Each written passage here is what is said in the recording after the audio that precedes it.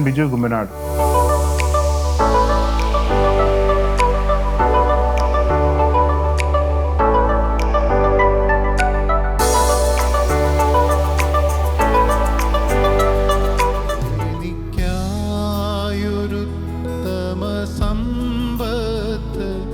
സ്വർഗരാജ്യത്തിൽ ഒരുക്കുന്നതാൽ ഇനി ലോകത്തെ സ്നേഹിച്ചിടുവാൻ ഒരു കാലത്തും പോകയില്ല ഞാൻ. എൻ്റെ ആയുസ്സിൻ ദിനമൊക്കെയും അങ്ങേ മാത്രം ഞാനിനി എൻ്റെ പ്രാണനായകനേശുവേ, നിന്റെ സ്നേഹം നീ എനിക്കേകിടണേ.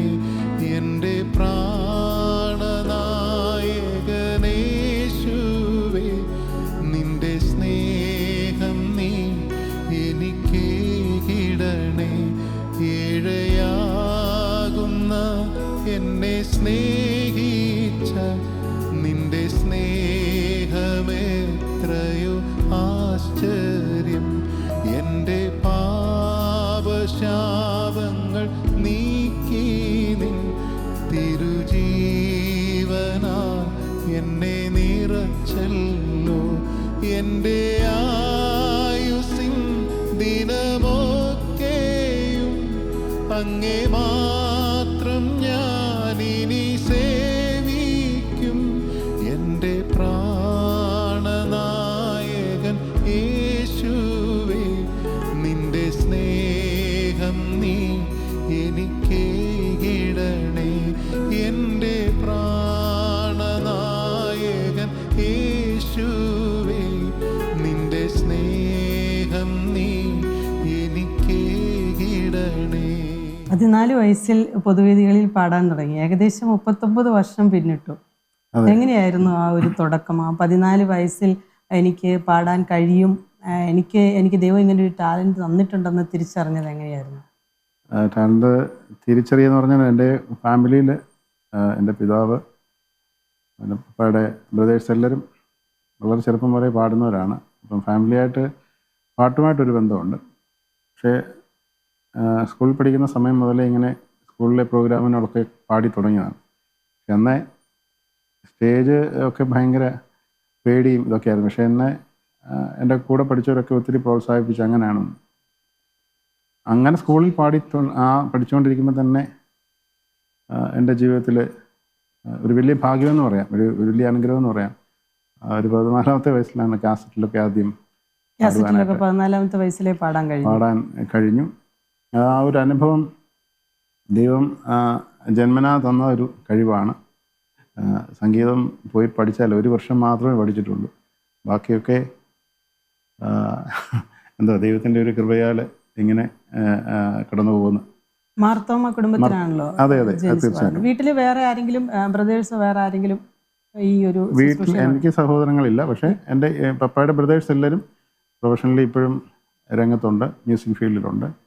ഈ മാർത്തോമ ബാക്ക്ഗ്രൗണ്ടിലായിരിക്കുമ്പോഴും എല്ലാ ദിവസവും ഗാനമേള, ചർച്ചിലെ മീറ്റിങ്ങുകൾ, ഇതിലൊക്കെ പോകുമായിരുന്നല്ലോ? തീർച്ചയായിട്ടും. എങ്ങനെയായിരുന്നു അവിടെ നിന്ന് ഒരു വിശ്വാസ ജീവിതത്തിലേക്കുള്ള ഒരു സ്റ്റെപ്പ്? എങ്ങനെ? ഞാൻ ഈ നേരത്തെ പറഞ്ഞ പോലെ തന്നെ എൻ്റെ ഏറ്റവും അടുത്ത ഫ്രണ്ട്സ് അവരാണ് എന്നെ. ഞാൻ പള്ളിയിലും അങ്ങനെയൊക്കെ പോകാൻ മടി കാണിച്ചിരുന്ന ഒരു വ്യക്തിയാണ്. അപ്പം എന്നിലിങ്ങനെ ഒരു കഴിവുണ്ടെന്ന് വീട്ടുകാരേക്കാൾ ഉപരിയായിട്ട് എൻ്റെ കൂട്ടുകാരാണ് അത് കണ്ടെത്തി കൂടുതൽ എന്നെ പ്രോത്സാഹിപ്പിക്കാനായിട്ട് ശ്രമിച്ചത്. അങ്ങനെ 2 വ്യക്തിത്വങ്ങളാണ് എന്നെ UNSK മാർത്തോമ പള്ളിയുടെ കുമ്പനാട് മാർത്തോമ പള്ളിയുടെ UNSKത്തിൽ ഒരു പ്രോഗ്രാമിന് അവരെന്നെ നിർബന്ധമായിട്ടും പിടിച്ചു വലിച്ചുകൊണ്ട് പോയത്. അത് ഈ 83-80 ആ സമയത്താണ്. അത് കഴിഞ്ഞ് അത് അങ്ങനെ അറിയപ്പെടുക എന്ന് പറഞ്ഞാൽ അധികം പിന്നെ അങ്ങോട്ട് അങ്ങനെ പോകേണ്ടി വന്നിട്ടില്ല. പക്ഷേ ഞാൻ പറഞ്ഞില്ലേ, ഈ 85 ഞാൻ ആദ്യം പാടുന്നു മാർത്തോമ സഭയുടെ ഒരു കാസറ്റിലാണ് പാടുന്നത്. അപ്പം അന്ന് മുതൽ പിന്നെ അങ്ങോട്ട് ഗ്രൂപ്പുകളിൽ പാടി ഇങ്ങനെ അങ്ങ് പോവായിരുന്നു. ഉള്ളിൻ്റെ ഉള്ളിൽ എപ്പോഴെങ്കിലും ഒരു പിന്നണി ഗായകനാവണം എന്നായിരുന്നു? തീർച്ചയായിട്ടും. ഉള്ളിൻ്റെ അങ്ങനെ ഒരു ആഗ്രഹം ഉണ്ടായിരുന്നു. പക്ഷെ അതിനുവേണ്ടി അധികം ശ്രമിച്ചില്ല. പക്ഷേ എന്നിരുന്നാൽ തന്നെയും ഈ പറഞ്ഞ പോലെ നമ്മളെ ഞാനിങ്ങനെ പൊതുവെ ഒതുങ്ങി നിൽക്കുന്ന ഒരാളായതുകൊണ്ട് പിന്നെ എൻ്റെ കൂട്ടുകാരാണ് കൂടുതലും, അതെൻ്റെ സീനിയർ ആൾക്കാരുണ്ട്, അവരൊക്കെയാണ് നിർബന്ധമായിട്ട് എന്നെ ഇങ്ങനെ ഇത് പോയി ഫിലിമിലൊക്കെ പാടാനുള്ള അവസരങ്ങളൊക്കെ പലതും ഉണ്ടാക്കി തന്നിട്ടുണ്ട്. പക്ഷേ സെക്യുലർ ഫീൽഡിലായിരുന്നു, ഏഷ്യാനെറ്റിലൊക്കെ പങ്കെടുക്കാൻ സാധിച്ചിട്ടുണ്ട്. ഓർമ്മയിൽ ഏറ്റവും തങ്ങി നിൽക്കുന്ന ഒരു പ്രോഗ്രാം ഏതായിരുന്നു? സെക്യുലറിലായിരുന്നു? സെക്യുലർ ചാനൽ പ്രോഗ്രാം എന്ന് പറഞ്ഞാൽ ഏഷ്യാനെറ്റിൻ്റെ വിൻവർത്ത് സ്പോൺസർ ചെയ്ത് ഓട്ടോഗ്രാഫ് എന്ന് പറഞ്ഞൊരു പ്രോഗ്രാം, മ്യൂസിക്കൽ പ്രോഗ്രാമാണ്. അതിന് എനിക്ക് തോന്നുന്നു Yesudas, M G Sreekumar, K G Markose ഇവരൊഴിച്ച് ബാക്കി എല്ലാ സിംഗേഴ്സിനെയും വെച്ചൊരു പ്രോഗ്രാമായിരുന്നു അത്. അതിൻ്റെ ഒരു 23ാമത്തെ എപ്പിസോഡിലാണ് എൻ്റെ പാട്ട് വരുന്നത്. അന്ന് 2 പാട്ട് എനിക്ക് പാടാൻ, അതൊരു ഒരു സീരീസ് പോലെ വന്നതാണ്. ഓട്ടോഗ്രാഫ് എന്ന് പറഞ്ഞായിരുന്നു ആ പ്രോഗ്രാമിൻ്റെ പേര്. അത് നമ്മുടെ നടി കൽപ്പനയൊക്കെ ആയിരുന്നു അന്ന് പ്രസൻറ്റ് ചെയ്തത്. ബിനോയ് ചാക്കോയുണ്ട്. അപ്പോൾ ആ ഒരു പ്രോഗ്രാമാണ് മെയിനായിട്ടും. പിന്നെ സിംഫണി എന്ന് പറഞ്ഞൊരു പ്രോഗ്രാം കൈരളിയിലുണ്ടായിരുന്നു. അതിനകത്തും പോയി പാടാനൊക്കെ ഇടയായിട്ടുണ്ട്. ഇത്രയും അവസരങ്ങൾ സെക്യുലറിൽ ഉണ്ടായിട്ടും അതെല്ലാം വിട്ട് ഈ ഒരു പ്രാണനാഥനെ പിൻപറ്റാൻ ഒരു സാഹചര്യം ഉണ്ടായിട്ടുണ്ടാവുമല്ലോ. അതെന്തായിരുന്നു? ഇത് ഞാൻ ഈ പറയുന്ന പോലെ തന്നെ ഈ ഓട്ടോഗ്രാഫ് എന്ന് പറഞ്ഞ വിൻവർത്തിൻ്റെ പ്രോഗ്രാം ഏഷ്യാനെറ്റിൻ്റെ പാടി, അതിന് ശേഷമാണ് അതിൻ്റെ കമ്പനിയുടെ വിൻവർത്ത് കമ്പനി എന്ന് പറയുന്നത് ബ്രൈറ്റ് ലൈറ്റ് ടോർച്ചൊക്കെ ദുബൈയിലെ. അപ്പോൾ അതിൻ്റെ Sajan sir, main CEO Sajan സാറിന് എനിക്ക് മ്യൂസിക് ഡയറക്ടർ ജെർസൺ ആൻ്റണി എന്ന് പറഞ്ഞ സംഗീത സംവിധായകനാണ് എന്നെ അദ്ദേഹത്തിന് പരിചയപ്പെടുത്തുന്നത്. അപ്പോൾ അങ്ങനെ ഞാൻ ഗൾഫിൽ ഷാർജയിലൊരു പ്രോഗ്രാം അങ്ങനെ കടന്നുപോയി. ഈ ഷാർജയിൽ പോകുന്നതിന് മുമ്പ് ഞാൻ ഈ പറഞ്ഞ പോലെ എനിക്ക് എൻ്റെ തിരുവല്ലയിലുള്ളൊരു ഫ്രണ്ട്സാണ് റെജി, സാജു, സന്തോഷ്, ഇവരൊക്കെയാണ് എന്നെ ഒത്തിരി പ്രോത്സാഹിപ്പിച്ച് മുൻപോട്ട് കൊണ്ടുവരാൻ ആ സമയത്തൊക്കെ. സെക്യുലറിലെ പ്രോഗ്രാമിനൊക്കെ പോകുന്ന സമയത്ത് അങ്ങനെയാണ് നമ്മൾ ഡയറക്ടർ ബ്ലസ്സിനെ ഡോക്ടർ റെജി എന്ന് പറഞ്ഞ ഒരാളാണ് പരിചയപ്പെടുത്തുന്നത്. അപ്പോൾ അദ്ദേഹത്തിനോട് ഇങ്ങനെ എൻ്റെ ബിജു നല്ലതായിട്ട് പാടും, എൻ്റെ കാസറ്റുകളൊക്കെ കൊണ്ടൊക്കെ ഏൽപ്പിച്ചു. അപ്പം ബ്ലസ്ജാൻ ഇങ്ങനെ പറഞ്ഞു, സമയം വരുമ്പോൾ എന്തെങ്കിലും ഞാൻ ചെയ്യാം, കുഴപ്പമില്ലെന്നൊക്കെ. അപ്പം പിന്നെ കൂടുതൽ ബ്ലസ്ജാനുമായിട്ട് പേഴ്സണലി അടുക്കാനൊക്കെ ഇത്തിരി ഇടയായി. ബ്ലസ്ജാൻ ആദ്യം എന്നെ പാടാനല്ല ശരിക്കും വിളിക്കുന്നത്, ഒരു ലൈവ് പ്രോഗ്രാമിന്, സിനിമാ നടന്മാരൊക്കെ വരുന്ന ഒരു ലൈവ് ഷോയെ കേരളത്തിലെ 3 സ്ഥലത്ത് അവതരിപ്പിക്കുന്നുണ്ട്. അപ്പോൾ അതിനകത്തൊരു പാട്ടുകാരൻ്റെ വേഷത്തിൽ അഭിനയിക്കാനാണ് എന്നെ ആദ്യം ബ്ലസ്ജാൻ കൊണ്ടുപോകുന്നത്. അപ്പം അന്ന് ശരിക്കും പറഞ്ഞാൽ അത് നടന്നില്ലെന്ന് പറഞ്ഞാൽ അതിൻ്റെ പ്രൊഡ്യൂസേഴ്സ് 2 പേര് അന്നൊരു പ്ലെയിൻ ക്രാഷിനകത്ത് ഇത് മരണപ്പെട്ടു പോയി. അപ്പോൾ ആ പ്രോഗ്രാം മൊത്തം ഇത് നിന്നു. അപ്പോൾ അതിനുശേഷമാണ് ഞാൻ ആദ്യമായിട്ട് ഇറക്കുന്ന കാഴ്ച എന്ന് പറഞ്ഞ മൂവിയിൽ എന്നെ ട്രാക്ക് പഠിക്കാനായിട്ട് അമ്പലപ്പുഴ മോഹൻ സിത്താരയാണ് എൻ്റെ മ്യൂസിക്, കാവാലം നാരായണ പണിക്കർ, അങ്ങനെയൊക്കെ അവരുടെ കൂടെ ഇരുന്ന് ആ പാട്ട് പഠിക്കുവാനും അവർ പഠിപ്പിച്ചു തരുവാനും പാടാനും ഒക്കെ അന്നൊരു ഭാഗ്യമുണ്ടായി. അതിനുശേഷമാണ് ബ്ലസ്ജാനോട് പറഞ്ഞു, ഈ കുഴപ്പമില്ല, ഞാൻ അടുത്ത ഒരു പടത്തിലൊക്കെ സ്ട്രേറ്റ് ഒരു പാട്ടൊക്കെ തരാം. നല്ല സാധ്യതകൾ തീർച്ചയായിട്ടും ഉണ്ടായിരുന്നു, അതിന്നും ഉണ്ട്. പക്ഷെ ഞാൻ പറഞ്ഞ അന്ന് ബ്ലസ്ജാൻ്റെ ആ ഒരു ഇതിൽ ഓഫർ നിൽക്കുമ്പോഴാണ് ഞാൻ ഈ പറഞ്ഞത് ഈ വിൻവർത്തിൻ്റെ പ്രോഗ്രാം അങ്ങനെ ഷാർജയിൽ കടന്നു പോകുന്നത്. ഷാർജയിൽ വെച്ചാണ് ഒരു പ്രോഗ്രാമിന് പാടിക്കഴിഞ്ഞ് ഇറങ്ങി വരുമ്പോഴാണ് ഒരു ഫാമിലി എന്നെ വന്നിങ്ങനെ നേരിട്ട് പരിചയപ്പെടുന്നു. ഈ ശബ്ദം ഇനി കർത്താവിന് വേണ്ടി ഉപയോഗിക്കണമെന്ന് അവരെന്നോട് പറയുന്നത്. പിന്നീടൊക്കെ എല്ലാം വളരെ പെട്ടെന്നായിരുന്നു തീരുമാനങ്ങളൊക്കെ എടുക്കുന്നത്. അന്നേരം തന്നെ ഞാൻ ഈ പറഞ്ഞതുപോലെ തന്നെ സിനിമയിൽ ഒരു ഓഫർ കിടപ്പുണ്ട്.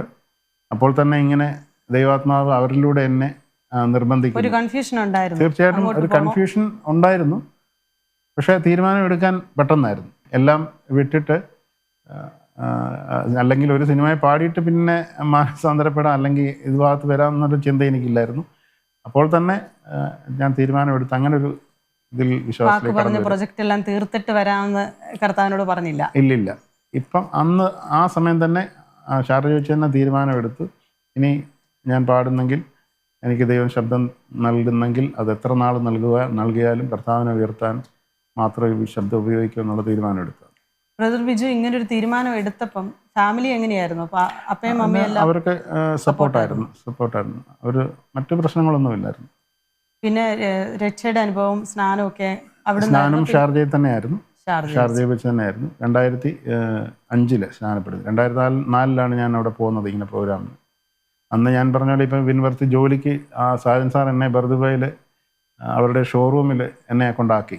അപ്പം പാട്ടുമായിട്ട് ബന്ധമുള്ളതുകൊണ്ട് അവരുടെ ഒരു ഹോം തിയേറ്റർ ഉണ്ട്, 3 ഹോം തിയേറ്റർ ബർദുബയിൽ.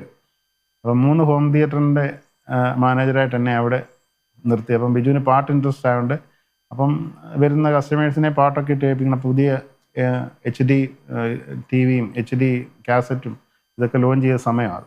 സോണി കമ്പനിയും ഈ വിൻവർത്തുമായിരുന്നു ആദ്യം അത് കൊണ്ടുവന്നത്. അപ്പോൾ അങ്ങനെ അവിടെ കുറേ വർഷം ജോലി എടുത്തു. പക്ഷേ ജോലി എടുക്കുമ്പോഴും അവിടെ പാട്ടിന് പോകാനുള്ള അവസരം ഈ സായൻ സാർ എനിക്ക് ഉണ്ടാക്കി തന്നു. പക്ഷേ പിന്നീട് എൻ്റെ ഉള്ളിൽ തന്നെ പറഞ്ഞു, ഇവിടെ നിന്ന് കഴിഞ്ഞാൽ ഇതിനകത്ത് പെട്ടുപോകും, അതുകൊണ്ട് ഇവിടെ നിന്ന് മാറിപ്പോയി. എൻ്റെ ഉള്ളിൽ എപ്പോഴും പാട്ട് എന്നുള്ളൊരു ചിന്ത മാത്രമേ ഉള്ളായിരുന്നു. സെക്യുലറിയിൽ നിന്ന് പെട്ടെന്ന് അങ്ങനെ മാറിയപ്പം നമുക്ക് സാധ്യതകൾ എങ്ങനെയായിരുന്നു? പിന്നെ പോകുന്ന പ്രോഗ്രാമുകളെല്ലാം ക്രിസ്ത്യൻ പ്രോഗ്രാം ആയിരിക്കണമല്ലോ. തീർച്ചയായിട്ടും പ്രോഗ്രാമുകൾ ഉണ്ടായിരുന്നോ പെട്ടെന്ന്? ആ സമയത്തൊക്കെ കുറേ ഉണ്ടായിരുന്നു പ്രോഗ്രാമുകളൊക്കെ. അങ്ങനെ ജീവന്റെ പുസ്തകത്തിൽ പേര് വന്നപ്പം മാർത്തോമയുടെ പുസ്തകത്തിൽ നിന്ന് വെട്ടി, പ്രശ്നങ്ങളൊന്നും ഉണ്ടായില്ല? അല്ല, മാർത്തോമയുടെ പേര് വെട്ടി ഞങ്ങൾ അങ്ങോട്ട് പറയുക, അങ്ങോട്ട് രജിസ്റ്റർ ചെയ്യുന്ന പേര് വെട്ടണം എന്ന് നിർബന്ധമായിട്ടും പറഞ്ഞു. അങ്ങനെ മാറിയതാ. കുടുംബമായിട്ട് എല്ലാവരും. പക്ഷേ അങ്ങനെ മൊത്തം മാറിയെങ്കിലും അവരുമായിട്ട് സ്നേഹബന്ധത്തിനോ നമുക്ക് ഒന്നിനും ഒരു കുറവില്ല, ബുദ്ധിമുട്ടോ അവരുമായിട്ടില്ലല്ലോ. എല്ലാവരും ഞാൻ പറഞ്ഞില്ലേ, മാർത്തോമ ആ മാരാമൺ കൺവെൻഷന്, ശാലയം പള്ളിയിലെ കൊയർ, ഇതൊക്കെയാണ് മാരാമൺ കൺവെൻഷന്റെ കാര്യം പറഞ്ഞല്ലോ, അതൊരു വലിയ ഭാഗ്യമായിരുന്നു. തീർച്ചയായിട്ടും. അത് 93-ലാണ് പ്രോഗ്രാം നടന്ന് 4 വർഷം ഞാൻ പാടി. 4 വർഷവും A ഗ്രേഡ് ആയിരുന്നു മെയിൽ വോയിസിൽ. 4 വർഷവും എനിക്ക് കാസറ്റ് പാടാനുള്ള ഭാഗ്യം ലഭിച്ചു. അത് 10-700 പേരുള്ള ഒരു മത്സരത്തിൽ നിന്നാണ് ഒന്നാമത് വരുന്നത്. അപ്പം അതൊരു വലിയ ഭാഗ്യമായിരുന്നു. 4 വർഷവും A ഗ്രേഡിൽ മാരാമൺ മണപ്പുറത്തും കാസറ്റിലും പാടാനുള്ള ഭാഗ്യം ഉണ്ടായി. അതൊക്കെ ഒരു വലിയ എക്സ്പീരിയൻസാണ്, അത് പറയാതിരിക്കാൻ പറ്റത്തില്ല. പിന്നെ വിശ്വാസി വന്നതിന് ശേഷം എപ്പോഴെങ്കിലും മാരാമണിലേക്ക് വിളിച്ചിട്ടുണ്ടോ? ഇപ്പോഴും വിളിക്കുന്നു. പോണം തോന്നിയിട്ടില്ല? ഇല്ലില്ല. ഈ ഷാർജയിലായിരുന്ന സമയത്ത് പിന്നെ ഫുൾ ടൈം മിനിസ്ട്രിയിലേക്ക് ഇറങ്ങി. ഷാർജയിൽ അവിടെ നിന്നു. അതിനുശേഷം കുറേ വർഷങ്ങൾ, 2-3 വർഷങ്ങൾ അവിടെ നിന്നതിന് ശേഷമാണ് ഞാൻ പറഞ്ഞില്ല, എപ്പോഴും എവിടെയൊക്കെ എന്ത് പോയെന്ന് പറഞ്ഞാൽ ഈ പാട്ടുള്ളിൽ കിടക്കുന്നതുകൊണ്ട് ഏത് കമ്പനിയിൽ പോയാലും എന്തോ ചെയ്തെന്ന് പറഞ്ഞാൽ അവർ തന്നെ ഇങ്ങോട്ട് എന്നോട് പറയും, ബിജുവിന് ഈ പണി പറ്റത്തില്ല എന്ന്. കാര്യം എനിക്കതിനോട് താല്പര്യമില്ല. പാട്ട് എങ്ങനെയും ആ മ്യൂസിക്കുമായിട്ട് ബന്ധപ്പെട്ട് നിൽക്കുക എന്നുള്ള മാത്രമായിരുന്നു. അങ്ങനെ ഞാൻ പൂർണ്ണമായിട്ടും അത് വിട്ട് 2010 വന്നതിന് ശേഷമാണ് നാട്ടിൽ വന്ന് ഫുൾ ടൈം ഈ ക്രിസ്ത്യൻ മ്യൂസിക് മിനിസ്ട്രിയുമായിട്ട് പോകുന്നത്. ഈ ബ്രദർ ബിജു എന്ന് പറയുന്ന വ്യക്തി എപ്പോഴാണ് ബ്രദർ ബിജു കുമ്പനാടായി മാറുന്നത്? അത് ഞാൻ ബിജു തോമസ് എന്നാണ് എൻ്റെ ഇതിലെ ഒഫീഷ്യൽ, ബിജു ജോൺ ഒഫീഷ്യല്. പക്ഷേ കാസറ്റിൽ ഞാൻ പറഞ്ഞ 93-ൽ ആദ്യം സോളോ ആയിട്ട് പാടുന്ന ഒരു കാസറ്റിൽ ആദ്യം സ്തുതിഗീതങ്ങൾ എന്ന് പറഞ്ഞ് ബീറ്റ്സ് ഓർക്കസ്ട്ര, എൻ്റെ ഫ്രണ്ട് പ്രമോദും ജോയ് മാഷും ഒക്കെ അവരാണ് എന്നെ ആദ്യം ഒരു കാസറ്റിൽ 10 പാട്ടുണ്ടെങ്കിൽ 8 പാട്ട് ഞാനാണ് പാടിയത്, മറ്റു 2 പാട്ട് ജിജി സാം പാടി. അങ്ങനെ ഒരു കാസറ്റ് സ്തുതിഗീതങ്ങൾ എന്ന പേരിൽ ഇറക്കുവാനിടയായി. അതാണ് ആദ്യത്തെ കാസറ്റ് സോളോ ആയിട്ട് പാടുന്നത്. അതിനു മുമ്പാണ് 85-ലാണ് ഉപാസന എന്ന് പറഞ്ഞൊരു ആൽബം. അത് മലയാള ശാലയം മർത്തോമപ്പള്ളി സന്തോഷ്, സാജു ഇവരാണ് എന്നെ ആദ്യം സ്റ്റുഡിയോയിൽ കൊണ്ടുപോകുന്നത്. കോട്ടയം പിരമിഡ് സ്റ്റുഡിയോയിൽ. ഞാൻ ഇന്ന് ഓർക്കുന്നു, അന്നൊരു കുട്ടി ഉടുപ്പൊക്കെ ഇട്ട് റെക്കോർഡിങ്ങിന് പോയി പിരമിഡ് സ്റ്റുഡിയോയിൽ പാടുന്നതൊക്കെ. അന്നാണ് ആദ്യമായി സ്റ്റുഡിയോ കാണുന്നതും സ്റ്റുഡിയോ എക്സ്പീരിയൻസ് അന്നാണ് ആദ്യമായിട്ട് ഇത് ചെയ്യുന്നതും. ഒരു വല്ലാത്ത അനുഭവമായിരുന്നു. തീർച്ചയായിട്ടും. ബ്രദർ ബിജുവിനെ സ്നാനപ്പെടുത്തിയ ആള് പിന്നീട് പിന്മാറ്റത്തിൽ പോയി. അത് ശരിയാണ്, അത് ഞാൻ അറിഞ്ഞു. ഇപ്പം വിശ്വാസത്തിലുണ്ടോ? പിന്മാറിപ്പോയെന്നാണ്. അത് ഓർത്തഡോക്സിലെ ഒരു അച്ഛനായിരുന്നു. കർത്താവ് നമ്മളെ ഇപ്പോഴും നിർത്തിയിരിക്കും. തീർച്ചയായിട്ടും. സ്നാനപ്പെടുത്തിയ വ്യക്തിയെ നോക്കി അല്ല നമ്മൾ മുമ്പോട്ട് പോകേണ്ടത്. നമ്മൾ കർത്താവിനെ നോക്കി കർത്താവിൻ്റെ ശബ്ദം കേട്ട് ഇറങ്ങിയെങ്കിൽ പിന്നെ വേറൊരു ശബ്ദമോ വേറൊരാളെയും നമ്മൾ നോക്കേണ്ട കാര്യമില്ല. അതുകൊണ്ട് ഇതുവരെയും ഉറച്ചു നിൽക്കാൻ കഴിയുന്നു. മുമ്പോട്ടുള്ള നാളുകളിലും അങ്ങനെ തന്നെ നിൽക്കണമെന്ന ആഗ്രഹത്തിലാണ്. പിന്നെ എപ്പോഴാണ് ഈ ബ്രദർ ബിജു ബിജു കുമ്പനാടായി? ഞാൻ ബിജു ജോൺ ഒഫീഷ്യൽ ആണെങ്കിലും ബിജു തോമസ് എന്നുള്ള പേരിടാൻ ആദ്യത്തെ കാസറ്റുകളിലൊക്കെ 93 തൊട്ടിറങ്ങിയ കാസറ്റുകളിലൊക്കെ ബിജു തോമസ് എന്നായിരുന്നു. അതിടാൻ കാര്യം എൻ്റെ ഒഫീഷ്യൽ നെയിം ബിജു ജോൺ ആണ്. അപ്പം ബിജു ജോൺ എന്നുള്ള പേരിൽ ഒരു പാട്ടുകാരൻ ഞങ്ങളുടെ ഏരിയയിലുണ്ടായിരുന്നു. അപ്പം എൻ്റെ ഉപ്പാപ്പനാണ് അങ്ങനെ ആ പേര് വേണ്ട, ബിജു തോമസ് എന്ന് ഇട്ട് കുറച്ച് പോവാം. അത് കഴിഞ്ഞ ശേഷം പല പാട്ടുകാരുടെ ഇങ്ങനെ സ്ഥലപ്പേര് വെച്ചൊക്കെ ഇങ്ങനെ അറിയപ്പെടുന്ന ഒരിത് വന്നപ്പോഴത്തേക്ക് എൻ്റെ ഉപ്പായുടെ ബ്രദർ ജോസി പുല്ലാട് എന്ന് പറഞ്ഞ മ്യൂസിക് ഡയറക്ടറാണ്.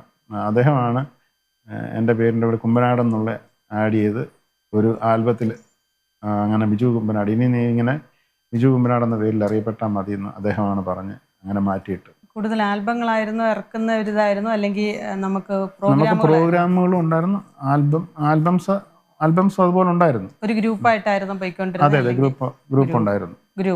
അത് ഞാൻ പാടിക്കൊണ്ടിരുന്ന പറഞ്ഞാൽ ബീറ്റ്സ് ഓർക്കസ്ട്ര എന്ന് പറഞ്ഞാണ് ഞാൻ ആദ്യം മുതൽ 85 അല്ലെങ്കിൽ 88 മുതൽ. അതിനു മുമ്പ് മർത്തോമാസഭയുടെ സ്വരരാഗ എന്ന് പറഞ്ഞൊരു ഗ്രൂപ്പുണ്ട്. അതുപോലെ തന്നെ DSMC എന്ന് പറഞ്ഞ മർത്തോമാസഭയുടെ ഗ്രൂപ്പുണ്ട്. അതിനകത്തെല്ലാം പാടിയിരുന്നു. പിന്നെ ബീറ്റ്സ് ഓർക്കസ്ട്ര ആയിരുന്നു മെയിനായിട്ടും. അതിലാണ് വർഷങ്ങളോളം പാടിക്കൊണ്ടിരുന്നത്. പിന്നെ പത്തനംതിട്ട സാരംഗ് എന്ന് പറഞ്ഞ ഒരു സെക്കുലർ ഗ്രൂപ്പുണ്ട്. അതുകൂടാതെ തിരുവല്ല MGM, പിന്നെ ബ്ലൂ ഡയമണ്ട്സ് ആലപ്പുഴ, ഇങ്ങനെയൊക്കെയുള്ള ഗ്രൂപ്പുകളിൽ പല സമയത്തും സഹകരിക്കാനിടയായി. അങ്ങനെ പല ഷാർജയിലാണോ നാട്ടിലായിരുന്നു? അല്ല, അന്ന് നാട്ടിൽ തന്നെ. ഞാനിത് ഷാർജയ്ക്കൊക്കെ പോകുന്നത് 2004-ലാണ്. അതിനു മുമ്പുള്ള സമയങ്ങൾ എല്ലാം ഇവിടെ തന്നെ ഉണ്ടായിരുന്നു. അന്ന് അങ്ങനെ സെക്കുലർ പ്രോഗ്രാം എന്ന് പറഞ്ഞാൽ പള്ളിയിൽ ആരാധന കഴിഞ്ഞ ഉടനെ ചിലപ്പം പോകുന്ന അമ്പലത്തിലോട്ടായിരിക്കും. ഞായറാഴ്ചത്തെ ആരാധന കഴിഞ്ഞ ഉടനെ അവിടെ നിന്ന് ഇറങ്ങും. വൈകിട്ട് ഗാനമേള ഏതെങ്കിലും കേരളത്തിലെ എവിടെയെങ്കിലും അമ്പലങ്ങളിലായിരിക്കും. പിന്നെ പെരുന്നാൾ, ഇങ്ങനെ ഒത്തിരി ആ സമയത്ത് ഒത്തിരി കറങ്ങി. ഒരു ദിവസമൊക്കെ 3 പ്രോഗ്രാമൊക്കെ ചെയ്ത സമയങ്ങളുണ്ട്. കൊയറുകളും ഇഷ്ടംപോലെ കല്യാണ കൊയറുകളൊക്കെ ചെയ്ത സമയങ്ങളുണ്ട്.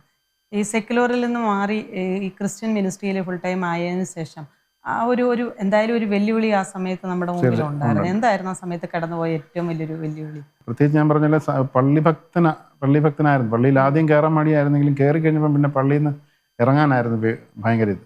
അപ്പം ആ ഒരു മർത്തോമാ സ്പിരിറ്റ് എപ്പോഴും ഉണ്ടായിരുന്നു. അതിനൊക്കെ മാറി വന്നത് വലിയ ദൈവത്തിൻ്റെ ഒരു കൃപയാണ്. പിന്നെ ഇതിലേക്ക് മാറിയപ്പോൾ തന്നെ എൻ്റെ ആ സമയങ്ങളിലുള്ള എല്ലാ കൂട്ടുകാരും ഒത്തിരി അകന്നു മാറി. അത് എനിക്കൊരു വല്ലാത്തൊരു ഇതായിരുന്നു. പിന്നെ അപ്പോൾ ആ സമയങ്ങളൊക്കെ ഞാൻ ചിന്തിച്ചു ഇനി എങ്ങനെ പ്രോഗ്രാമൊക്കെ. പക്ഷേ ഈ പറയുന്ന പോലെ ദൈവം എല്ലാ തക്ക സമയത്ത് ഓരോ വഴികൾ ഒരുക്കി തന്നു. എന്നാൽ ഒത്തിരി സ്നേഹബന്ധങ്ങൾ ആ സമയത്തൊക്കെ മാറിപ്പോകുന്ന എൻ്റെ ജീവിതത്തിലൊക്കെ ഒത്തിരി ഇതായിരുന്നു. സെക്കുലറിൽ മാറി. എന്നാൽ ഈ സമയം വരെ ഇപ്പോഴും പറയും ദൈവം ഒരു ശബ്ദം നല്ലത് എന്ന് പറഞ്ഞാൽ വലിയ കുഴപ്പമില്ലാതെ ശബ്ദം തന്നിട്ടുണ്ട്. അപ്പം എന്തുകൊണ്ട് സിനിമയിൽ ഇപ്പോഴും പാടിക്കൂടാ, അല്ലെങ്കിൽ അങ്ങനെയുള്ള മേഖലയിൽ സെക്കുലറിൽ പാടിക്കൂടാ എന്നുള്ളൊരു വരുന്നുണ്ട്. തീർച്ചയായിട്ടും ഉണ്ട്. അങ്ങനെ വരുന്നുണ്ട്. നോ പറയാൻ എനിക്ക് ഒരു മടിയില്ല. എൻ്റെ ഫ്രണ്ട്സ് പ്രശാന്ത്, ഇപ്പോൾ അഭിനയിക്കുന്ന പ്രശാന്ത് അലക്സാണ്ടർ, കൈലാഷൊക്കെ എൻ്റെ ഏറ്റവും അടുത്ത ക്ലോസ് ഇപ്പോഴത്തെ നടൻ. അവരൊക്കെ പല ഫിലിമിലും പൂജയ്ക്കൊക്കെ എന്നെ വിളിച്ചിട്ടുണ്ട്. ചെന്ന് എങ്ങനെയും വിളിച്ചാൽ ഒരു പാട്ട് ഞങ്ങൾ ഒപ്പിച്ചു തരാം. ഞാനത് സ്നേഹത്തോടെ വേണ്ടെന്ന് പറയും. അപ്പോൾ എന്നോട് ഉദാഹരണം പറയും, ഇന്നാൾ ക്രിസ്ത്യാനിയാണല്ലോ, ഇന്നാൾ അല്ലെങ്കിൽ വിശ്വാസിയാണല്ലോ, അദ്ദേഹം സിനിമ ചെയ്യുന്നുണ്ടല്ലോ. അപ്പോൾ ഞാൻ പറഞ്ഞു അത് ഓരോരുത്തരുടെ വ്യക്തിപരമായ കാര്യം.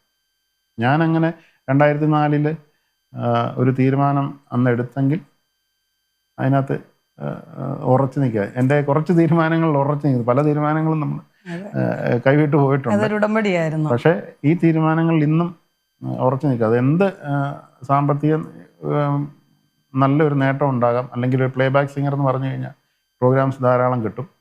അതായത് പിന്നണി ഗായകനായതിനു ശേഷമാണെങ്കിൽ. അപ്പോൾ അതിനൊന്നും എൻ്റെ മനസ്സ് അനുവദിച്ചില്ല, എന്തുകൊണ്ടോ എനിക്കറിയത്തില്ല. പക്ഷേ ഇപ്പോൾ ഉള്ളതിലെല്ലാം ഞാൻ നല്ല തൃപ്തനാണ്. അവസരങ്ങൾ തേടി പോകാറില്ല, ദൈവം ഇങ്ങോട്ട് കൊണ്ടുതരുന്ന അതുകൊണ്ട് ഒതുങ്ങി നിൽക്കുകയാണ്. ഈ ഗായകൻ എന്നതല്ലാതെ അതിലുപരിയായിട്ട് മ്യൂസിക് പ്രൊഡക്ഷൻ ചെയ്യാൻ, ഇതെല്ലാം ഞാൻ പറഞ്ഞ ഇതൊന്നും പഠിച്ചിട്ടല്ല കേട്ടോ. ഇതൊക്കെ ഞാൻ എല്ലാം എൻ്റെ സീനിയർ ആൾക്കാരുടെ പോയി വർക്കുകളൊക്കെ കണ്ടും കേട്ടും അങ്ങനെയുള്ള ജ്ഞാനം മാത്രമേ ഉള്ളൂ. അല്ലാതെ ഇത് പോയി ബേസിക്കലി ഇതിനെക്കുറിച്ചൊന്നും പഠിച്ചതല്ല. പക്ഷേ അതിന് ഏറ്റവും എന്നെ സഹായിച്ചെന്ന് പറഞ്ഞാൽ ജെർസൺ ആൻ്റണി എന്ന് പറഞ്ഞ മ്യൂസിക് ഡയറക്ടർ. അദ്ദേഹത്തിൻ്റെ എല്ലാ ഈ ലൈവ് ഓർക്കസ്ട്ര വെച്ചുള്ള റെക്കോർഡിങ്ങിനെല്ലാം ഞാൻ എറണാകുളത്ത് പോകും. അപ്പോൾ അദ്ദേഹം ചെയ്യുന്നതും ചിട്ടയായിട്ട് ഓരോ കാര്യങ്ങൾ ചെയ്യുന്നതും കോഡ്സ് എഴുതി കൊടുക്കുന്നതും പാട്ട് ട്യൂൺ ചെയ്യുന്നതും ഇതെല്ലാം അദ്ദേഹത്തിൻ്റെ കൂടെ നിന്ന് ഒത്തിരി വർക്കുകൾ എനിക്ക് കാണുവാൻ സഹായിച്ചിട്ടുണ്ട്. അപ്പോൾ അത് വെച്ച് ദൈവം ഉള്ളിലൊരു ഇത് തന്നിട്ടുണ്ട്. ഇപ്പം ഇപ്പോൾ എല്ലാവർക്കും ട്യൂൺ ചെയ്യാൻ, അങ്ങനെ മ്യൂസിക് ബേസ് ആയിട്ടുള്ളവർക്ക് ട്യൂൺ ചെയ്യാനുള്ളൊരു കഴിവുണ്ട്. അതുപോലെ എനിക്കും ഉള്ളിലൊരു കഴിവുണ്ടായിരുന്നു. അതിന് വർഷങ്ങൾക്ക് ശേഷമാണ് ആ ഒരു പാട്ട് 2007 ഞാൻ ട്യൂൺ എഴുതുന്നതും. ആ പാട്ട് എഴുതാൻ ഒരു പ്രേരണ കിട്ടിയതും ഈ വിശ്വാസത്തിലൊക്കെ വന്നതിന് ശേഷമാണ്.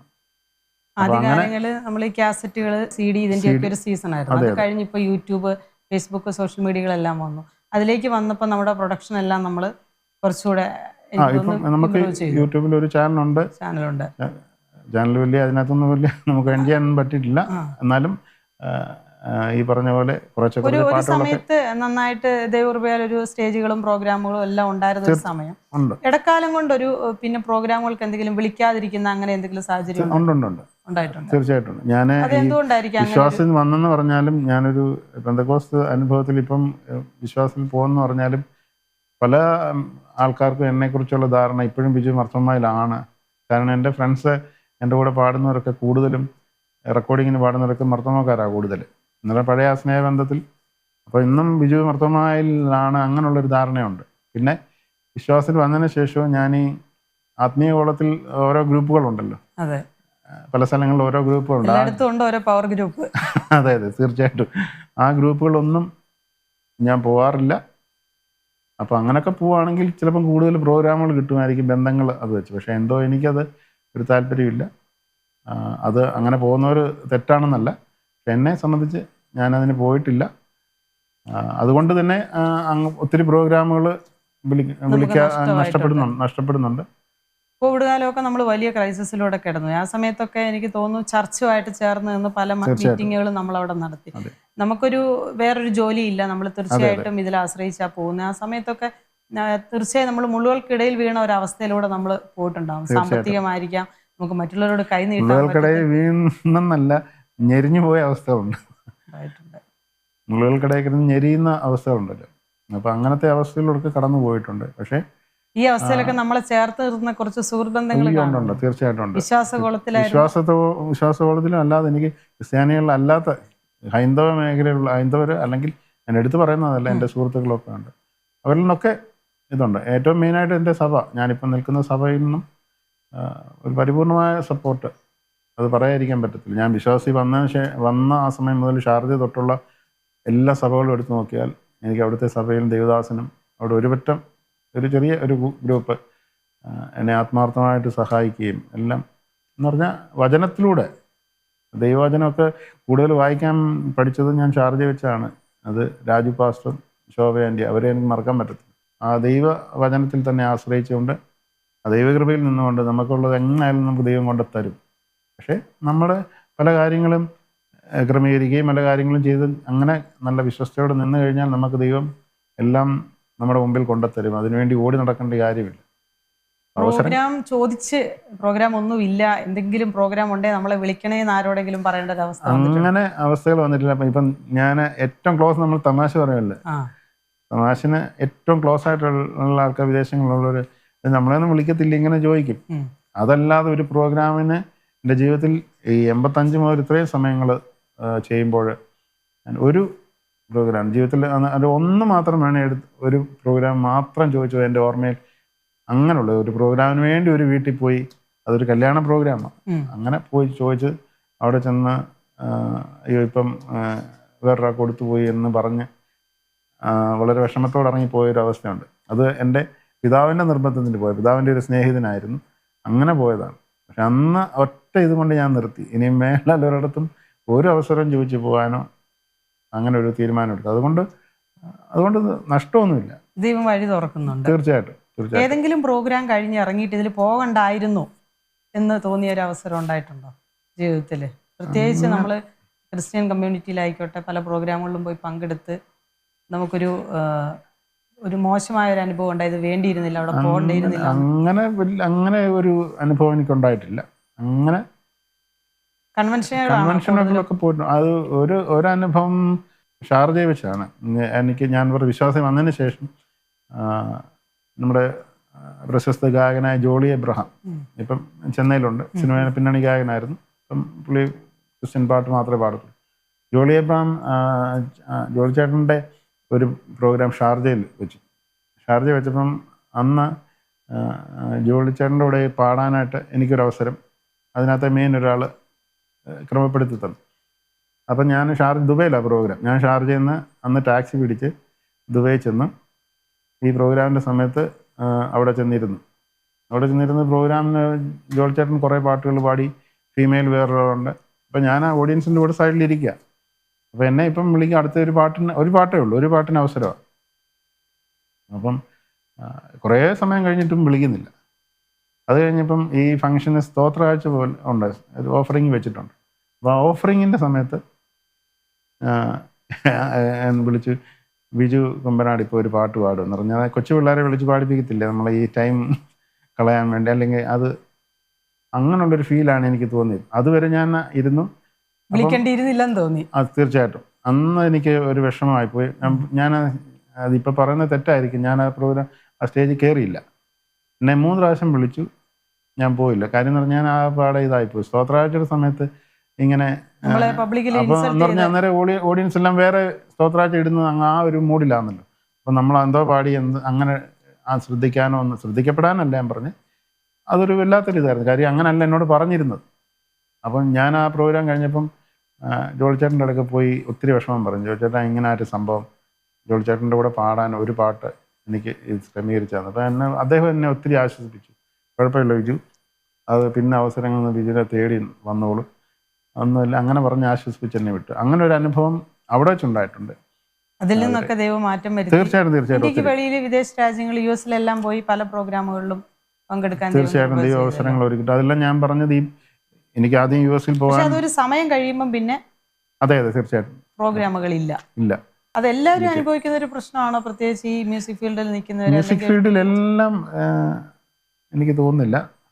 പണ്ട് നമ്മളിങ്ങനെ പറയുമല്ലോ, കയ്യൊക്കെയുള്ളവൻ കാര്യക്കാരൻ എന്ന് പറയുന്ന പോലെ ചിലരുണ്ട് ആ മേഖലയിൽ ഇടിച്ചു കുത്തി ഇങ്ങനെ. ഇപ്പം കഴിവില്ലെങ്കിൽ പോലും കഴിവുണ്ടെന്ന് കാണിച്ച് നിൽക്കുന്ന കുറേ ആൾക്കാരുണ്ട്.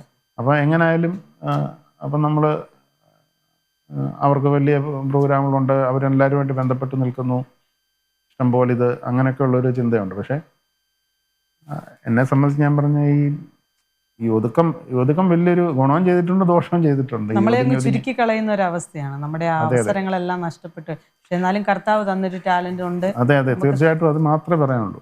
ആ സമയത്തൊക്കെ ആയിരിക്കും പാട്ടുകൾ എഴുതാൻ തോന്നുന്നത്. പാട്ടുകൾ എഴുതി 2007 ഞാൻ എഴുതുന്നത്. അന്നേരം എൻ്റെ കുറവുകൾ കാട്ടിത്തന്ന നാഥ എന്ന് പറഞ്ഞൊരു പാട്ട് ആദ്യം എഴുതി. അങ്ങനെ ഒരു പ്രൊഡക്ഷൻ പുറത്തു വന്നു. അങ്ങനെ ആ ഒരു വേദനയുടെ സമയത്ത് ഇത് പ്രൊഡക്ഷൻ എന്ന് പറഞ്ഞാൽ എഴുതിയത്. പ്രൊഡക്ഷൻ ചെയ്തത് 93 സാന്ത്വനം എന്ന് പറഞ്ഞൊരു കാസറ്റ് അന്ന് ചെയ്യുന്നത്. അത് ഈ ജെർസൺ ആന്റണി മ്യൂസിക്കും നമ്മുടെ ചിറ്റൂർ ഗോപി, നമ്മുടെ പോകുന്നേ ഞാനും എൻഗ്രഹം തേടി എന്നുള്ള പാട്ടൊക്കെ എഴുതി. ചിറ്റൂർ ഗോപി ചേട്ടൻ ആ പാട്ട് എഴുതി. അതിനകത്ത് 10 പാട്ടുകൾ. അന്ന് KG മർക്കോസ്, ബിജു നാരായണൻ, ദലീമ, പിന്നെ ഞാനും പാടിയിട്ടുണ്ട്. അപ്പോൾ അങ്ങനെ ആയിരുന്നു ആ കാസറ്റ്. സാന്ത്വനം എന്ന പേരിലായിരുന്നു 93. അന്ന് ഞാൻ കല്യാണമൊക്കെ കഴിഞ്ഞ സമയത്ത് ശരിക്കും പൈസ ഒന്നും അങ്ങനെ അതില്ല, എന്നാലും വൈഫിനോടൊക്കെ ഇങ്ങനെ ഗോൾഡൊക്കെ കൊണ്ടുവച്ച് അങ്ങനൊക്കെ ചെയ്തൊരു ആഗ്രഹത്തിന്റെ പേര് ഒരു പ്രൊഡക്ഷൻ ചെയ്തതാണ്. മാസത്തിൽ 1-2 ഫയലൊക്കെ ഇറങ്ങുന്നുണ്ടല്ലേ, ആൽബങ്ങൾ ചെയ്ത് ഇറക്കുന്നുണ്ട്. ഇപ്പം കുറച്ചൊക്കെ ആൽബങ്ങൾ വർക്കുകളൊക്കെ പുറത്തുനിന്നൊക്കെ കിട്ടുന്നുണ്ട്. അങ്ങനെ ചെയ്യുന്നത് ഒന്നിൽ നമ്മൾ പാടണമെന്നായിരിക്കും, ചിലപ്പോൾ നമ്മൾ കോർഡിനേറ്റ് ചെയ്തെല്ലാം ചെയ്ത് കൊടുക്കേണ്ട ഒരു വർക്കായിട്ടായിരിക്കും വരുന്നത്, ചിലപ്പം പാടാനായിരിക്കും വിളിക്കുന്നത്. എന്നാലും മൊത്തത്തിലുള്ള വർക്കുകളൊക്കെ നമ്മളെ ഏൽപ്പിച്ച് ഭംഗിയായിട്ട് ചെയ്ത് കൊടുക്കാനൊക്കെ ശ്രമിക്കുന്നുണ്ട്. അങ്ങനെ കുറച്ച് പാട്ടുകളൊക്കെ ഈയിടെ ഇറങ്ങിയിട്ടുണ്ട്. ഹാർവസ്റ്റ് TV പ്രേക്ഷകർക്ക് ബിജു കുമ്പനാട് നല്ല പരിചയമുള്ളൊരു വ്യക്തിയാണ്. പലപ്പോഴും ഹാർവസ്റ്റ് TVയുടെ പല പ്രോഗ്രാമുകളിലും ബിജു ബ്രദർ വരികയും പാടിയും. ഹാർവസ്റ്റ് TV കുറിച്ച് പറയുകയാണെങ്കിൽ എനിക്ക് ഒത്തിരി പറയാനുണ്ട്. ഞാൻ പറഞ്ഞില്ലേ, വിശ്വാസത്തിൽ ഞാൻ ആദ്യമായിട്ട് ഷാർജ വിശ്വാസി വരുന്നുണ്ടേ ബിബിച്ചാനെ എന്നെ ഒരേ സ്റ്റേജിലായിരുന്നു കയറ്റി നിർത്തി. 2005-2006 ആണ് നമ്മുടെ സുരേഷ് ബാബുറതിൻ്റെ ഒരു മീറ്റിംഗ്. അപ്പം അന്നാണ് ബിബിച്ചാനെ ഞാൻ ആദ്യമായിട്ട് കാണുന്നത്. അന്ന് മുതൽ എല്ലാ വർഷവും ഉണ്ട് ഏതെങ്കിലും പ്രോഗ്രാമിൽ. ഹാർവസ്റ്റ് TVയിലെ അവർക്ക് എന്നെ ഉൾപ്പെടുത്തി ചെയ്യാൻ പറ്റുന്ന പരിപാടിയിലെല്ലാം എന്നെ ഉൾപ്പെടുത്തിയിട്ടുണ്ട്. അത് പറയാതിരിക്കാൻ പറ്റത്തില്ല. ബിബിച്ചാന് അത് വിദേശത്തായാലും അമേരിക്കയിലായാലും അവിടെ ചെന്നായാലും വിളിക്കുമ്പോഴേ ഓടി വരുന്നു എന്നുള്ളതാണ്. ഇത് അവൈലബിൾ ആവുന്നു എന്നുള്ളത് കൊണ്ടാണ് കഴിവതും വന്ന് ചെയ്യാൻ സന്തോഷമാണ്. എനിക്ക് തോന്നുന്നു കഴിഞ്ഞ വർഷമാണെന്ന് തോന്നുന്നു ഒരു മഴയും അത് ആ ഒരു പാട്ട് ഇറങ്ങി വർഷമായി. ഒരു വർഷം കഴിഞ്ഞു. നല്ലൊരു റീച്ച് ആയിരുന്നു. അത് ഒത്തിരി നല്ല പേര് അത് റീച്ചായിരുന്നു. നല്ല ഒത്തിരി പേര് കാണും. കോവിഡിന് ശേഷമായിരുന്നു അല്ലേ? കോവിഡിന് മുമ്പായിരുന്നു. കോവിഡിന് മുമ്പായിരുന്നു. കോവിഡ് കാലമൊക്കെ നമ്മൾ എന്താ നമുക്ക് ആ സമയത്ത് ചെയ്യാൻ പറ്റിയിരുന്നു? മിനിസ്ട്രി ചർച്ചിൽ തന്നെയായിരുന്നു അല്ലേ? ചർച്ചിന്റെ മിനിസ്ട്രി അത് അങ്ങനെ ഒത്തിരി മറ്റ് പ്രവർത്തനങ്ങൾ അത് നമ്മുടെ ചർച്ചുമായിട്ട് ബന്ധപ്പെട്ട് ചർച്ചിന്റെ തന്നെ വേറൊരു വിങ് ഉണ്ട്. ഒരു ചാരിറ്റി പ്രവർത്തനമുണ്ട്. യൂട്യൂബ് ചാനലും ഒക്കെ ഇറങ്ങിയിട്ടും നമുക്ക് എന്തെങ്കിലും പ്രയോജനമുണ്ടോ? പ്രയോജനം ഇങ്ങനെ അവസരങ്ങളും ഉണ്ട്. പുതിയ വർക്കുകളൊക്കെ വരുന്നുണ്ട്. സാമ്പത്തികമൊന്നും ഞാൻ അതിനകത്തൊന്നും നമുക്ക് കിട്ടാൻ തുടങ്ങിയിട്ടില്ല. അത് ഇങ്ങനെ കുറച്ച് സബ്സ്ക്രൈബേഴ്സ് ആയിട്ടുള്ള അധികം ഗ്രൂപ്പുകളുടെ കയ്യിലായിരിക്കും. അതെ, യൂട്യൂബ് ചാനലുകളെല്ലാം അതെല്ലാം അങ്ങനെ എല്ലാം ഇനി ടെക്നിക്കലി ഒക്കെ നമുക്ക് ഇതിനെ കൂടുതൽ അറിഞ്ഞിരിക്കണം. അപ്പം അതിനൊക്കെ ഒത്തിരി പുറമോട്ടാണ് ഞാൻ. അപ്പം അതുകൊണ്ട് പിന്നെ നമ്മുടെ ചർച്ചിലെ പിള്ളേരും നമ്മുടെ പാസ്റ്ററുടെ മക്കള് അവരൊക്കെ ഇങ്ങനെ ഹെൽപ്പ് ചെയ്തൊക്കെ ഇതിനകത്ത് ഓരോന്ന് ഇടുന്നതും പറയും. നമുക്കത് വലിയ ചെയ്യാൻ അറിയത്തില്ലെങ്കിലും പക്ഷെ അത് ആഴ്ചയിലാഴ്ച പാട്ടുകളൊക്കെ ഇട്ട് കഴിഞ്ഞാൽ നമുക്ക് കുറെ ഇത് കിട്ടും. എല്ലാവരും അങ്ങനെ പറയുന്നുണ്ട്. പിള്ളേരാരെങ്കിലും പാട്ട് പാടാനോ അങ്ങനെ? കൊച്ചുമോന് താല്പര്യമുണ്ട്, പക്ഷെ അവരും അങ്ങനെ പാടുന്നില്ല. പക്ഷെ കൊച്ചുമോന് നല്ല ടാലന്റ് ഉണ്ട്. പാടും, നല്ല ശ്രുതി ചേർത്ത് പാടാനും താളമൊക്കെ ചേർത്ത് നല്ല ഇതായിട്ട് പാടാനുള്ള കഴിവാനുണ്ട്. പക്ഷെ അങ്ങനെ പാടുവോ അങ്ങനെ പൊതുരംഗത്തൊന്നും വന്നിട്ടില്ല. ചർച്ചിലൊന്നും പാടാൻ ഇല്ല. എന്തുകൊണ്ടാണ് ഞാൻ നിർബന്ധിച്ച് അവരെ പ്രോത്സാഹിപ്പിച്ച് അങ്ങനെ ഇടിച്ച് കയറ്റി വിടത്തില്ല. പാടുന്ന കഴിവുണ്ട്, അവർക്ക് അതിന് ഇൻട്രസ്റ്റ് ആണെങ്കിൽ നമുക്ക് ഒരവസരം അല്ലെ ഒരുക്കി കൊടുക്കാനിത്. അല്ലെങ്കിൽ താല്പര്യമില്ലാതെ ഒരു അവസരത്തിന് വേണ്ടി ഞാൻ അവരെ പിടിച്ച് കയറ്റി അവരെ നിർത്താറില്ല. അവർക്ക് ഇൻട്രസ്റ്റ് ആണെങ്കിൽ, അവർക്ക് ഇൻട്രസ്റ്റ് എന്ന് പറഞ്ഞാൽ പാടണം. എൻ്റെ പോളിസി അതാണ്, പാടാൻ അറിയണം. അതെ, സംഗീതം എന്ന് പറയുമ്പോൾ ദൈവത്തെ ആരാധിക്കുന്ന പറഞ്ഞാൽ എങ്ങനെയും ആരാധിച്ചാൽ പോരല്ലോ. അപ്പം നമുക്കുള്ളിൽ അങ്ങനെ ഒരു ടാലന്റ് ദൈവം തന്നിട്ടുണ്ടെങ്കിൽ അതിൻ്റെ പെർഫെക്ഷൻ എപ്പോഴായാലും വേണം. അപ്പം അത് ഞാൻ ഒത്തിരി ആഗ്രഹിക്കുന്നുണ്ട്. ഞാനാണെങ്കിലും ഗ്രൂപ്പുകളൊക്കെ പാടുമ്പം നമ്മളിൽ നിന്നൊരു ചെറിയൊരു മിസ്റ്റേക്ക്, ഇപ്പം 10 പേര് പാടാൻ നിൽക്കുമ്പോൾ എൻ്റെ അല്ലെങ്കിൽ അടുത്ത ആ ലൈൻ വരുന്നുണ്ടെങ്കിൽ എനിക്ക് അവിടെ എടുക്കാൻ പറ്റത്തില്ല, ഞാൻ പാടിയാൽ അത് ഇവർക്കെല്ലാം ബാധിക്കും എന്നുള്ള തോന്നൽ എനിക്കെപ്പോഴും ഉണ്ട്. അപ്പോൾ ഞാൻ അവിടെ സൈലൻ്റായിട്ട് നിൽക്കും. ചിലരങ്ങനെയല്ല, തെറ്റാന്നേലും അലച്ചു പോയി പാടാൻ നിൽക്കും. അപ്പോഴത്തേക്ക് ബാക്കിയെല്ലാം കുളമാകും. അപ്പം അന്ന് മുതൽ എനിക്കുള്ള മാരാവണ്ണ കൺവെൻഷൻ മുതലുള്ള എനിക്കുള്ള ട്രെയിനിങ് അതൊക്കെയാണ്. ഈ ഗ്രൂപ്പിലൊക്കെ നിൽക്കുമ്പോൾ നമുക്ക് എന്തെങ്കിലും ഒരു മൈനസ് അല്ലെങ്കിൽ അവിടെ എത്താൻ പറ്റത്തില്ല, ആ റേഞ്ചിലോട്ട് പോകത്തില്ല, അതുകൊണ്ടാ പോകുന്നില്ല എന്ന് പറയുമ്പോൾ മറ്റുള്ളവരെ കൂടെ തെറ്റിക്കാതെ അവിടെ സൈലൻ്റായിട്ട് ഇരിക്കുക എന്നുള്ളതാണ്. അപ്പോൾ അങ്ങനെ വരുമ്പോൾ പുതിയ പിള്ളേരൊക്കെ പാടാൻ വരുന്ന സ്റ്റേജിൽ കയറി നിൽക്കുമ്പോൾ അല്ലെങ്കിൽ പാടുമ്പോഴും അവർ ഒരുമാതിരിയെങ്കിലും പാടണം. ഒന്നിൽ ശ്രുതി ചേർത്ത് അല്ലെങ്കിൽ നല്ല താളബോധം വേണം. അങ്ങനെയൊക്കെ ഇല്ലാതെ വന്ന് സ്റ്റേജിൽ നിൽക്കുമ്പോഴവർ അതിനുള്ളൊരു ട്രെയിനിങ് കിട്ടാത്തതുകൊണ്ടാണോ? ചർച്ചകൾ അവരെ പ്രോത്സാഹിപ്പിക്കാത്തതുകൊണ്ടാണോ? നമ്മുടെ സഭകളിലൊന്നും അങ്ങനെ ഒരു ഇതിൽ ഒരു ഇൻട്രസ്റ്റ് എടുക്കുന്നില്ല ശരിക്കും. പാട്ടിനെ തീർച്ചയായിട്ടും ചെയ്യുന്നു. നമ്മൾ പേഴ്സണലി അങ്ങനെയൊക്കെ ഇൻട്രസ്റ്റ് ഉള്ളവരെ മുന്നോട്ട് കൊണ്ടുവരാൻ ശ്രമിക്കുന്നുണ്ട്. അതില്ലാതെ തന്നെ അതിനു വേണ്ടി അല്ലെങ്കിൽ ചർച്ചയായിട്ട് അങ്ങനെ പോയി അവരെ പഠിപ്പിക്കാനോ അങ്ങനെ ആ ഇൻട്രസ്റ്റ് എടുത്ത് കീബോർഡ് ആണെങ്കിൽ അത് ഇൻസ്ട്രുമെൻ്റ് ഏത് ഇൻസ്ട്രുമെൻ്റ് ആണെങ്കിലും അല്ലെങ്കിൽ വോക്കലാണെങ്കിൽ അങ്ങനെ ഒരു ഇത് അവർക്ക് നല്ലൊരു ട്രെയിനിങ് കിട്ടിക്കഴിഞ്ഞാൽ നമ്മുടെ സഭകളിലൊക്കെ നല്ല പിള്ളേരുണ്ട് പാടുന്നത്. നമ്മളിപ്പോൾ സെക്യുലറിലെ ഓരോ റിയാലിറ്റി ഷോകളൊക്കെ കാണുമ്പോൾ നമുക്ക് അതിൻ്റെ വ്യത്യാസങ്ങൾ മനസ്സിലാവും. കൊച്ചു കുഞ്ഞുങ്ങൾക്ക് പാടുന്ന അവർക്ക് അതുപോലെ ട്രെയിനിങ് കിട്ടിയിട്ടാണ് അവർ അവിടെ ഒരു പ്ലാറ്റ്ഫോമിൽ നിന്ന് പ്രസൻറ്റ് ചെയ്യുന്നത്. അങ്ങനെ ഒരു നമ്മുടെ ക്രൈസ്തവ മേഖലകളിൽ ഇഷ്ടംപോലെ പാട്ടുകാരുണ്ട്. അപ്പോൾ അവരൊക്കെ ഇങ്ങനെയൊക്കെ ഒരു ഗ്രൂപ്പ് നല്ലതായിട്ട് പെർഫോം ചെയ്തെടുക്കുകയാണെങ്കിൽ ഒരു ചർച്ചിൽ നിന്ന് തന്നെ എത്ര ഗായകരെയും അല്ലെങ്കിൽ മ്യൂസിക്കുമായിട്ട് ബന്ധപ്പെട്ടവരെയൊക്കെ ഉയർത്തിക്കൊണ്ട് വരാൻ പറ്റും. അത് ചർച്ചിന് തന്നെ ഒരു ബ്ലെസ്സിങ് ആണ്. നമ്മുടെ ഇവിടെ നിൽക്കുമ്പം ആ പിള്ളേർ പല പിള്ളേരും ഇവിടുന്ന് പോയി വിദേശങ്ങളിൽ പോയിട്ട് ആ ചർച്ചിൽ അവിടെ നിന്ന് പാടും.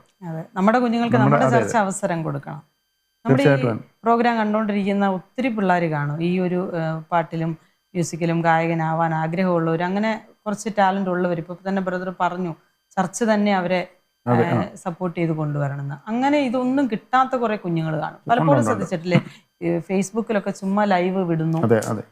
ഒത്തിരി നല്ല പാട്ടുകാരും ഉണ്ട് അതിനകത്ത്. നമുക്ക് എന്ത് ചെയ്യാൻ പറ്റും? അതിന് ഞാൻ എൻ്റെ ഇത് തന്നെ ഉദാഹരണം എടുക്കാം. കാര്യം ഞാൻ സ്കൂളിൽ പഠിക്കുമ്പം എൻ്റെ കൂടെ ക്ലാസ്സിൽ പഠിച്ച, എൻ്റെ കൂടെ 5ാം ക്ലാസ് മുതൽ 10ാം ക്ലാസ് വരെ പഠിച്ച രാജാ മോഹൻ സിംഗ് എന്ന് പറഞ്ഞൊരു പയ്യനുണ്ട്. അവൻ എൻ്റെ കൂട്ട് ഏറ്റവും ക്ലോസാണ്. അവനായിരുന്നു സ്കൂളിലെ എല്ലാ യൂത്ത് ഫെസ്റ്റിവലിനും എല്ലാ മത്സരങ്ങളും ഫസ്റ്റ്, എല്ലാ പ്രാവശ്യം സെക്കൻഡ് ഞാൻ.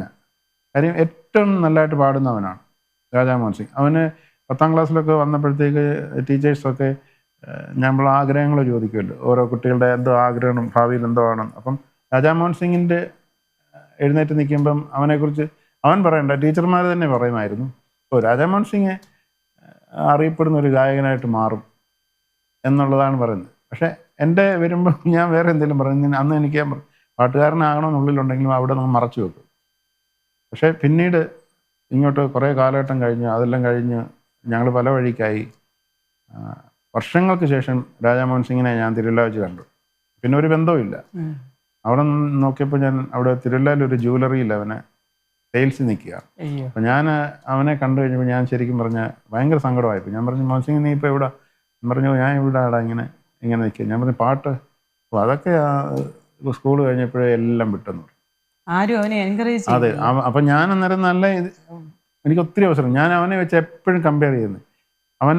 അവന് ഏറ്റവും ഞാൻ എന്നിട്ട് അവനോട്, മോഹൻ സിംഗ് നീ അവൻ ഹിന്ദുവാണ് എങ്കിൽ തന്നെ ഞാൻ പറഞ്ഞു, എടാ എൻ്റെ ആൽബത്തിൽ ഞാൻ നിനക്കൊരു പാട്ട് തരാം, നിൻ്റെ ശബ്ദം അതുപോലെ നല്ല ശബ്ദമായിരുന്നു, നീ ഇത് കളയരുത്, ദൈവം തന്നൊരു നിനക്ക് ഞാൻ എൻ്റെ ഒരു ആൽബത്തിൽ ചാൻസ് തരാം, നീ പാടാൻ വരണം നിന്നെ ഞാൻ. പക്ഷെ അവനത് സമ്മതിക്കത്തില്ല. അവൻ പറഞ്ഞ എല്ലാ ടച്ചും പോയി. അപ്പം അത് തന്നെ ഒരിതാണ്. കാര്യം എത്ര കഴിവ് ഉണ്ടായൊരു വ്യക്തിയാണ്. അന്ന് ഞാൻ സെക്കൻഡ്, അവൻ ഫസ്റ്റ്, എല്ലാത്തിനും ഫസ്റ്റ് വാങ്ങിക്കുന്ന ഒരാൾ ഇന്ന് ആ പാട്ടും ഒന്നുമില്ലാതെ ഇപ്പം വള്ളംകുളത്തൊരു പലചരക്കടയൊക്കെ ഇട്ട് അവിടെ ഇരിക്കുക. അപ്പം ഞാൻ അവനെ വെച്ച് നോക്കുമ്പോൾ എനിക്ക് എന്തുമാത്രം ഭാഗ്യങ്ങൾ ദൈവാവസരങ്ങൾ തോന്നിയ കഴിവ് അവൻ്റെ അത്ര ഇല്ല. അന്ന് വെച്ച് നോക്കുമ്പം അവൻ്റെ അത്രയും സംഗീതം പഠിച്ചിട്ടും ഇല്ല, അവൻ്റെ അത്രയും ശബ്ദത്തിൻ്റെ ഒരു സ്വീറ്റ്നെസ്സും ഒന്നും എനിക്കില്ലായിരുന്നു. പക്ഷെ അന്ന് ക്ലാസ്സിലെല്ലാം അവനെ ടീച്ചർ പ്രൊമോട്ട് ചെയ്യുമ്പോൾ നമ്മുടെ ഉള്ളിലൊരു നീറ്റിലുണ്ടായിരുന്നു. തീർച്ചയായിട്ടും ഉണ്ടാവില്ല, എന്നെ പറഞ്ഞില്ലല്ലോ. ഞാൻ പറഞ്ഞ നമ്മളെ ഇവിടെയെല്ലാം അത് ഇന്നിപ്പം എൻ്റെ അന്നത്തെ class teacher Annamma Abraham sir തിരുവല്ലയിലുണ്ട്. ഇപ്പം കഴിഞ്ഞ മാസം ടീച്ചറിൻ്റെ കൊച്ചുമോടെ കല്യാണത്തിന് എന്നെ വിളിച്ചു. അപ്പം ആ കല്യാണത്തിന് വിളിച്ചിട്ട് തന്നെ ടീച്ചർ എല്ലാവരും പരിചയപ്പെടുത്തി, ഇതെൻ്റെ സ്റ്റുഡൻ്റാണ്, അങ്ങോട്ട് യൂട്യൂബ് നോക്കിയാൽ മതി, ബിജു കുമ്പനാട് അറിയപ്പെടുന്ന പാട്ടുകാരനെന്നൊക്കെ ആ ടീച്ചറിൻ്റെ നാവിൽ അന്ന് രാജാ മോഹൻ സിംഗിൻ്റെ പേരാണ് പറഞ്ഞത്. പക്ഷേ ഇന്നിപ്പം തിരിച്ച് ആ ടീച്ചർ തന്നെ ഇപ്പം എന്നെ ഇങ്ങനെ ഒത്തിരി സ്നേഹത്തോടെ ബിജുവിൻ്റെ പാട്ട് കേൾക്കണം എന്നെല്ലാവരോടും ഇങ്ങനെ വന്ന് പരിചയപ്പെടുത്തുന്നൊരവസരം, അത് വലിയൊരു സന്തോഷമായിരുന്നു. അന്ന് അങ്ങനെ പറഞ്ഞെങ്കിലും പക്ഷേ രാജാ മോഹൻ സിംഗ് മാറ്റി നിർത്തുകയല്ലേ. ഞാൻ പറഞ്ഞു, അവനെ കൂടെ നിർത്താൻ ഞാൻ ആഗ്രഹിച്ചു, പക്ഷേ ടോട്ടലി ഇതങ്ങ് പോയി. അപ്പം പിള്ളേർക്ക് കഴിവുണ്ടെങ്കിലും അവസരങ്ങൾ ലഭിക്കുന്നതൊക്കെ വളരെ ചുരുക്കമാണ്. ഞാൻ പാടാൻ നിൽക്കുമ്പോൾ അവർക്ക് എന്നെക്കാട്ടി നല്ലതായിട്ട് പാടുന്നൊരു ശബ്ദവും നല്ലതായിട്ട് പാടുന്ന ആൾക്കാരും എൻ്റെ കൂടെ ഉണ്ടെന്നുള്ള വിചാരത്തോടെ ഞാൻ പാടുന്നത്. അല്ലെങ്കിൽ നമുക്ക് അഹങ്കാരം കയറും. അത് വലിയൊരിതാണ്. കാര്യം ടാലൻറ്റഡ് ആയിട്ടുള്ള പിള്ളേരുണ്ട്, അവർക്ക് അവസരങ്ങളോ ഇതൊന്നുമില്ല. അപ്പോൾ എനിക്കൊക്കെ കിട്ടിയ അവസരങ്ങൾ വെച്ച് നോക്കുമ്പം ഞാൻ ഒത്തിരി സന്തോഷിക്കാറുമുണ്ട്. അതുപോലെ തന്നെ ഉള്ളിൽ വിഷമമുണ്ട്, അവർക്കൊരു അവസരങ്ങൾ കിട്ടുന്നില്ലല്ലോ എന്നുള്ളത്. നമ്മുടെ ചർച്ച തന്നെ ഒരു അവസരം കൊടുക്കും, ആ കുഞ്ഞുങ്ങളെല്ലാം നമുക്ക് പുറത്തു കൊണ്ടുവരാൻ പറ്റും. തീർച്ചയായിട്ടും ഉറപ്പല്ല. അത് ചെയ്യാതെ പോകുമ്പോൾ ഇതുപോലെയുള്ള ഒരുപാട് ഗായകരെ നമുക്ക് തന്നെ ഉറപ്പാണ്. ബിജു ബ്രദർ, ഈ ഒരു വിശ്വാസ ജീവിതത്തിൽ ഈ ഓരോ സ്റ്റെപ്പും നമ്മളിങ്ങനെ പോയിക്കൊണ്ടിരിക്കുമ്പോൾ വെല്ലുവിളികളും എല്ലാം നമ്മുടെ ജീവിതത്തിൽ എല്ലാ ദിവസവും പ്രശ്നങ്ങളുണ്ടാവും, പ്രശ്നങ്ങളില്ലാത്ത ദിവസങ്ങൾ കാണാം. എപ്പോഴെങ്കിലും കർത്താവിനോട് പരാതി പറഞ്ഞിട്ടുണ്ടോ? നമ്മളൊരു അപ്പനോടും മക്കൾ പറയുന്ന പോലെ നമ്മളൊരു അവസ്ഥയുണ്ടല്ലോ, അപ്പൊ ഞാൻ ദൈവത്തോടൊരു പരാതിയും സങ്കടവും പരിവവും പറയുന്ന ഒരു അവസ്ഥ ഉണ്ടായിട്ടുണ്ടോ? അങ്ങനെ പറഞ്ഞ ഒരു ആവശ്യം വന്നിട്ടില്ല. ഞാൻ പറഞ്ഞില്ല, ഇപ്പം ഉള്ളതുകൊണ്ട് എനിക്ക് തൃപ്തനാണ്. അവസരങ്ങൾ ഇപ്പോഴും പാടാൻ ശബ്ദം നിൽക്കുന്നുണ്ടല്ലോ. ഈ ശബ്ദം എത്ര നാളെ ഒരു ചെറിയ പനി വന്നാൽ, തൊണ്ടയ്ക്ക് ഒരു പ്രശ്നം വന്നാൽ ശബ്ദം പോകാന്നേ ഉള്ളൂ. ചെറിയൊരു സമയമല്ല, 39 വർഷത്തോളം. അതെ 39 വർഷം നിന്നെന്ന് പറഞ്ഞാൽ വലിയൊരിതാണ്. അത് വലിയൊരു, എൻ്റെ പാട്ടുകൾ എടുത്ത് നോക്കുമ്പം ഒത്തിരി ആയിരക്കണക്കിന് പാട്ടുകൾ ഞാൻ പാടിയിട്ടുണ്ട്. അതിൻ്റെയൊക്കെ കഴിഞ്ഞിടയ്ക്കൊക്കെ ഞാൻ എൻ്റെ ലിസ്റ്റൊക്കെ ഓർമ്മയിൽ വരുന്നതൊക്കെ പാട്ടുകളൊക്കെ ലിസ്റ്റൊക്കെ എടുത്ത് എത്ര പാടിയെന്നൊക്കെ ഇങ്ങനെ എണ്ണമൊക്കെ എടുത്ത് തരുന്നുണ്ട്. എൻ്റെ ജീവിതത്തിൽ ദൈവത്തിൻ്റെ ഒരു വലിയ കൃപ കൊണ്ട് അത് കിട്ടി. കഴിവില്ല, അതുപോലെ പഠിച്ചതൊന്നുമല്ല, പക്ഷേ ദൈവം എന്തോ. മ്യൂസിക് സ്കൂളിൽ പോയിട്ടില്ല? ഇല്ല, മ്യൂസിക് സംഗീതം പഠിക്കാൻ ഒരു വർഷം പോയി തിരുവല്ല ഗോപാലകൃഷ്ണൻ എന്ന് പറഞ്ഞൊരു ദാസേട്ടൻ്റെ കൂട്ടൊക്കെ പഠിച്ച ഒരാളായിരുന്നു. അദ്ദേഹം ഇന്നില്ല, മരിച്ചുപോയി, ബോംബെയിൽ ആയിരുന്നു, മരിച്ചുപോയി. അദ്ദേഹത്തിൻ്റെ അടുത്ത് പോയി വരിശകൾ എന്ന് പറഞ്ഞ ആ കീർത്തനം അവിടെ വരെയൊക്കെ പഠിച്ചു. പക്ഷെ പിന്നെ ഞാൻ തന്നെ ഉഴപ്പി അതങ്ങനെ വിട്ടു. പിന്നെ ഞാൻ പറഞ്ഞില്ല, ഇപ്പം അന്നേരം തൊട്ടേ പ്രോഗ്രാമുകളൊക്കെ ഉള്ളതുകൊണ്ട് പിന്നെ അതിൻ്റെ പുറകെ അങ്ങ് പോയതുകൊണ്ട് പിന്നെ ഇതൊന്നും പൂർത്തിയാക്കാൻ പറ്റി. നമുക്കൊരു മെന്റർ ഉണ്ടാവുമല്ലോ, സ്പിരിച്വലി നമ്മളെ ഗൈഡ് ചെയ്യാനും എല്ലാം. നമ്മുടെ ഒരു വിഷയങ്ങൾ വരുമ്പോൾ നമുക്കൊന്ന് പറയാനും ചർച്ച തന്നെയാണ്. അങ്ങനെ പറയാൻ ഇപ്പോൾ ഉള്ള ചർച്ച തന്നെയാണ്. ചർച്ച നമുക്ക് നല്ല സപ്പോർട്ടാണ്. തീർച്ചയായിട്ടും 100%. ഇപ്പം എന്ന് പറയുമ്പോൾ വിദേശ രാജ്യങ്ങളിലെല്ലാം പ്രോഗ്രാമുകളുണ്ടോ, അല്ലെങ്കിൽ ഇപ്പം നാട്ടിൽ വിദേശത്ത് ഇപ്പം ഞാൻ ഈ പറഞ്ഞ 2013 ആദ്യം US പോകാനൊരു ഓഫർ കിട്ടുന്നത്. അതും ഈ പറഞ്ഞ പോലെ നമ്മൾ അങ്ങോട്ട് പോയതല്ല, ഫേസ്ബുക്കിലൂടെ ഒരാൾ കണ്ട് എൻ്റെ പാട്ട് കേട്ടിട്ട് എന്നെ വിളിച്ചിട്ട് ഇങ്ങോട്ട് ചോദിച്ചു അമേരിക്ക വരാൻ താല്പര്യം ഉണ്ടോ എന്ന് ചോദിച്ചു. ഞാൻ സോഷ്യൽ മീഡിയ പ്രയോജനം ചെയ്തു. തീർച്ചയായിട്ടും. അതുകൊണ്ട് തന്നെ ഞാൻ ഈ പാട്ടൊക്കെ പോസ്റ്റ്, അപ്പം ഒരു ഘട്ടം കഴിഞ്ഞപ്പോഴത്തേക്ക് വന്നപ്പോഴത്തേക്ക് അന്ന് നമ്മൾ പാട്ട് ഇങ്ങനെ ഒരു ഫോട്ടോ പോലും നമുക്ക് ഇടുന്നതൊക്കെ ഒരു ഇതായിരുന്നു. പക്ഷെ പിന്നെ വന്നു കഴിഞ്ഞപ്പോൾ നമ്മളെ ആരും പ്രൊമോട്ട് ചെയ്യുന്നില്ല.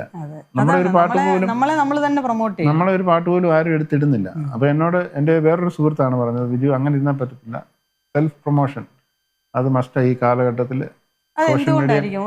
ഒരു ചർച്ച ആയിക്കോട്ടെ, അല്ലെങ്കിൽ ഒരു കമ്മ്യൂണിറ്റി ആയിക്കോട്ടെ, ഒരു ഗായകനെ പ്രൊമോട്ട് ചെയ്യണ്ട. പലപ്പോഴും ഞാൻ ശ്രദ്ധിച്ചിട്ടുണ്ട്, പല പാട്ടുകളും നമുക്ക് അവർ പേഴ്സണലി കൊണ്ടുതരുമ്പോഴും വേറെ ആരും അത് എവിടെയും ഷെയർ ചെയ്യുന്നില്ല. വളരെ കുറച്ച് അത് തീർച്ചയായിട്ടും ഷെയർ. ഇപ്പം ഞാനൊരു ഒരാളുടെ പാട്ട് ഷെയർ ചെയ്യാതെ എൻ്റെ പാട്ട് ഷെയർ ചെയ്യണമെന്ന് പറയുന്നത് ശരിയല്ല. ശരിക്കും പറഞ്ഞാൽ ഞാൻ ഷെയർ ചെയ്തിട്ടുണ്ടെങ്കിൽ നമുക്ക് പറയാം. ഇപ്പം എത്രയോ പാട്ടുകാരുടെ ഇത് വാട്സപ്പിൽ നമുക്ക് വരുന്നു, നമ്മളെല്ലാം ഷെയർ ചെയ്യുന്നില്ല. പക്ഷെ നമ്മുടെ പാട്ട് അയക്കുമ്പോഴും നമ്മൾ അതിൻ്റെ ഇടയിൽ എഴുതി please share, subscribe, share, like ചെയ്തെന്നൊക്കെ എഴുതി വിടും. അപ്പം അവർ ചിന്തിക്കും എൻ്റെ പാട്ട് നിങ്ങൾ ഷെയർ ചെയ്യുന്നില്ലല്ലോ. ഇങ്ങനെയുള്ള ചിന്തകൾ വരുമ്പോഴാണ് പ്രശ്നം. അപ്പം നമുക്ക് എന്നും കണ്ട് എല്ലാവരുടെയും പാട്ടെടുത്ത് ഷെയർ ചെയ്യാനും പറ്റത്തില്ല. നമ്മൾ ഇപ്പം ഞാൻ നമ്മുടെ കീബോർഡ് ബ്ലസൻ ഞങ്ങൾ സംസാരിച്ചുകൊണ്ട് വന്നത്, എത്രയോ നല്ലതായിട്ട് പാടുന്നവരുടെ പാട്ടുകൾ നമുക്ക് ഉള്ളിൽ തട്ടുമല്ലോ പെട്ടെന്ന്. നമ്മളൊരു പാട്ട് കേൾക്കും, നമ്മൾ ഷെയർ ചെയ്യുന്നത് കൊണ്ട് നമ്മുടെ വ്യൂവേഴ്സിന് പ്രയോജനം വേണം, ദൈവരാജ്യത്തിനും പ്രയോജനം വേണം. ഒന്നുമില്ല, ഷെയർ ചെയ്യുന്ന മറ്റൊരാളുടെ പാട്ട് ഷെയർ ചെയ്താൽ അവർക്കൊന്ന് പ്രയോജനം വരണം, അവരെ കൂടുതൽ അറിയപ്പെടാനും ഇത് വേണം. പിന്നെ നമ്മൾ എല്ലാം ആത്മാർത്ഥതയോടെ അല്ലെങ്കിൽ ദൈവസ്നേഹത്തിൽ അങ്ങനെ ഒരു ഈഗോ ഇല്ലാതെ ആ വ്യക്തിയുടെ പാട്ടും കയറി വരട്ടെ, ജനം കേൾക്കട്ടെ എന്നുള്ള താല്പര്യത്തോടെ നമ്മൾ ചെയ്യുകയാണെങ്കിൽ അത് നമുക്ക് ഹൃദയത്തിൽ ടച്ച് ചെയ്യണം കേട്ടോ, ആ പാട്ടും എല്ലാം. അപ്പൊ ഞങ്ങള് ഇങ്ങനെ പറഞ്ഞുകൊണ്ട് വരായിരുന്നു, ഒരു ഫീമെയിൽ വോയിസ് ഇങ്ങനെ കേട്ട്. അപ്പൊ ഞാൻ ഇന്നലെ രാത്രി മുതൽ കേട്ടോണ്ടിരിക്കുക. അപ്പൊ അതിങ്ങനെ ഷെയർ ചെയ്യണമെന്നൊക്കെ വിചാരിച്ചിട്ടുണ്ടെങ്കിൽ ഇരിക്കുമ്പോൾ ഉള്ളിൽ പറയും.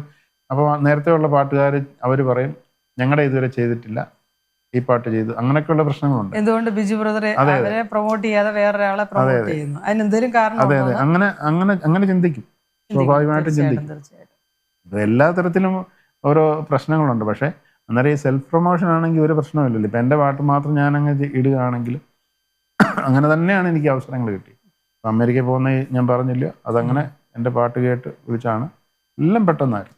അപ്പോൾ എനിക്ക് അമേരിക്കയിൽ പോകാനൊന്നും ഒരു യോഗ്യതയില്ല, ഒരു കാര്യങ്ങളൊന്നും, ഒരു പേപ്പറോ ഒരു കാര്യമോ വസ്തുവോ ബാങ്ക് ബാലൻസ് ഒന്നും ഇല്ലാതെ ദൈവം അത്ഭുതം ചെയ്തതാണ്. അങ്ങനെ പോയാ കയറിയത്. 10 വർഷത്തെ വിസ കിട്ടി. അത് നൈനാൻ കോടിയാട്ടെന്ന് പറഞ്ഞ് അമേരിക്ക അറ്റ്ലാന്റയിലുള്ള അദ്ദേഹമാണ് എന്നെ കൊണ്ടുപോകാനുള്ള ഇത് ചെയ്യുന്നത്. നടക്കുന്ന എല്ലാ കോൺഫറൻസുകളിലും ഈ വർഷം വിളിക്കുന്നവരല്ല, അടുത്ത വർഷം അല്ല. അത് ആ ഒരു പ്രോഗ്രാമിന്റെ ഒരു പ്രത്യേകത, അത് നമുക്കൊന്നും പറയാൻ പറ്റത്തില്ല. എനിക്ക് 10 വർഷം വിസ ഉണ്ടെങ്കിൽ ഞാൻ 3 വർഷം ആ പാടെ പോയിട്ടുള്ളൂ. 13 ആദ്യം ഒന്ന് പോയി, പിന്നെ 15 പോയി, 16 ഒന്ന് പോയി. അത് വന്ന് 3 മാസമൊക്കെ നിന്നു. അങ്ങനെ തിരിച്ചു പോരുമായിരുന്നു. പിന്നെയുള്ള സമയങ്ങളൊന്നും ഞാൻ പോയില്ല. കാര്യം പോകാന്ന് പറഞ്ഞാൽ ചുമ്മാ കയറി പോകാൻ നമുക്ക് പറ്റത്തില്ല. പ്രോഗ്രാം ഇല്ലാതെ പോയിട്ട് അവിടെ കിടന്ന് ഓരോരുത്തരുടെ വീടുകളിൽ താമസിച്ച് അവർക്കും ബുദ്ധിമുട്ടായി. പിന്നെ നമുക്ക് അങ്ങനെ പോകുന്നവരൊക്കെ ഉണ്ട്, എനിക്കറിയത്തില്ല എങ്ങനെ പോരാം. അങ്ങനെ ഒരു മെന്റാലിറ്റി എനിക്ക് ഇല്ലാത്തതുകൊണ്ട് അതിനങ്ങ് മടിച്ച് നിന്നു. UK പോകുന്നതും ഇങ്ങനെ തന്നെ ഫേസ്ബുക്കിൽ പാട്ട് കേട്ട, അങ്ങനെ UK പ്രോഗ്രാം എല്ലാം ഈ സോഷ്യൽ മീഡിയയിൽ പാട്ടുകൾ ഇടുന്നത് കേട്ടോ. ഇപ്പോൾ ഈ വർക്കുകളെല്ലാം വരുന്നത്, ഈ കഴിഞ്ഞ മാസം ഒരു വർക്ക് ഇറങ്ങിയത് കേട്ടിട്ടാണ് അമേരിക്ക ഹ്യൂസ്റ്റണിൽ നിന്നൊരു അച്ചാൻ എന്നെ വിളിച്ചിട്ട് പറഞ്ഞ്, ബിജു ഈ കഴിഞ്ഞ ആൽബം ഇറക്കിയ പോലെ തന്നെ അത്രയും കോറസ് ആ പിള്ളേരെ എല്ലാം വെച്ച് അതുപോലെ തന്നെ എനിക്കൊരു പാട്ട് ചെയ്തു തരണമെന്ന് പറഞ്ഞു. നമുക്കുള്ള വർക്ക് നമുക്ക് ദൈവം ഉറപ്പല്ലേ? ഒരു കാര്യം ശ്രദ്ധിച്ചിട്ടുണ്ടോ? നമ്മളിപ്പം ബ്രദർ സെക്യുലറിൽ നിന്ന് എല്ലാം വിട്ട് കിട്ടാവുന്ന എല്ലാ സൗഭാഗ്യങ്ങളും വേണ്ടാന്ന് വെച്ചിട്ട് നിന്ന് പോകുന്നു. പക്ഷെ ഈ കാലഘട്ടത്തിൽ നമ്മുടെ കുട്ടികളായിക്കോട്ടെ, പാട്ടിൽ ശോഭിച്ച് നിൽക്കുന്നവരായിക്കോട്ടെ, ഇവരിത് വിട്ട് വീണ്ടും തിരിച്ചു പോകുന്നത് കാണുന്നുണ്ട്. മനസ്സിലായോ? അവർക്ക് കിട്ടുന്നില്ല, അവരെ ആരും അംഗീകരിക്കുന്നില്ല, അതുകൊണ്ട് അവർ തിരിച്ച് എന്നാൽ പിന്നെ ഞാൻ ഇനി വീണ്ടും സെക്യൂറിലേക്ക് പോയിക്കൊള്ളാം, അവിടെ ആകുമ്പോൾ എനിക്ക് കുറച്ചുകൂടെ സാമ്പത്തികമാണ്. തീർച്ചയായിട്ടും അത് അത് അത് സ്വാഭാവികമായിട്ടും ഞാൻ പറഞ്ഞില്ലേ, അത് ഒരാൾക്ക് അങ്ങനെ വരും. എനിക്കിപ്പോൾ അത് വരാത്തതിൻ്റെ കാര്യം ഞാൻ എന്തോ എനിക്കറിയത്തില്ല, ഇതുകൊണ്ട് അങ്ങ് തൃപ്തിപ്പെട്ട് അല്ല, അത് അങ്ങനെ. കർത്താവുമായിട്ടുള്ള ആ പാട്ടിൽ പറഞ്ഞ പോലെ ആ പ്രാണനാഥനുമായിട്ടുള്ള അതെ, അത് ആയിരിക്കാം, അത് തന്നെ ആയിരിക്കാം എനിക്ക് ആ ഒരു ഇതിൽ നിന്നും മാറിപ്പോകാൻ പറ്റാത്തത്. ഞാൻ നല്ല വിശുദ്ധനായിട്ട് അങ്ങനെ സംസാരിക്കുകയല്ല ഞാൻ പറയും, എന്നിരുന്നാൽ തന്നെ അതങ്ങനെ. പക്ഷെ നമ്മൾ എല്ലാവരും നമ്മൾ അവരോട് പറയും, നല്ല കഴിവുള്ള ആൾക്കാർ ഇപ്പം മറ്റ് മേഖലകളിൽ സെക്കുലർ നിൽക്കുന്നവർ ഇതെല്ലാം നിർത്തിയിട്ട് ഇങ്ങനെ പോരെ. അപ്പോൾ അവർക്ക് അത് മാത്രമേ അറിയത്തുള്ളൂ, വേറെ ഒരു തൊഴിലും അറിയത്തില്ല. അപ്പം ഇങ്ങനെ പോരെന്ന് പറഞ്ഞ് പോന്നു കഴിഞ്ഞിട്ട് പിന്നെ ബാക്കിയുള്ള കാര്യങ്ങളിൽ ആരും ശ്രദ്ധിക്കാതെ പോകുമ്പം തന്നെ മനസ്സിന് ഭാരം വരും. അപ്പം ഉള്ളിൽ തന്നെ അവർ ചിന്തിക്കും, ഞാൻ ഇവിടെ വന്നിട്ട് എനിക്കൊന്നും ആകാൻ പറ്റുന്നില്ല, എന്നാൽ തന്നെ അതിന് പഴയതിലേക്ക് അങ്ങ് പോയാൽ മതിയല്ലോ എന്ന് ചിന്തിക്കും. അത് ഞാൻ തെറ്റെന്ന് പറയത്തില്ല, അത് ഓരോരുത്തരുടെ സിറ്റുവേഷനാണ്. ശ്രദ്ധിച്ചിട്ടുണ്ടോന്നറിയില്ല, പലരും സോഷ്യൽ മീഡിയയിൽ വന്ന് പോസ്റ്റ് വരെ ഇട്ടിട്ടുണ്ട്, ഈ ഒരു ഇൻഡസ്ട്രിയിൽ നിന്നിട്ട് കാര്യമില്ല, നമ്മളെ ആരും പ്രൊമോട്ട് ചെയ്യത്തില്ല, നമ്മുടെ ജീവിത കാര്യങ്ങൾ നടക്കണമെങ്കിൽ നമ്മൾ വീണ്ടും പോയി സെക്യുലറിൽ പോയി ജോലി ചെയ്താലേ ശരിയാവും. തീർച്ചയായും അത് ഓരോരുത്തരുടെ വിഷയം. അവർക്ക് അല്ലെങ്കിൽ നേരത്തെ പറഞ്ഞ പോലെ മുഴുവൻ വീണ്.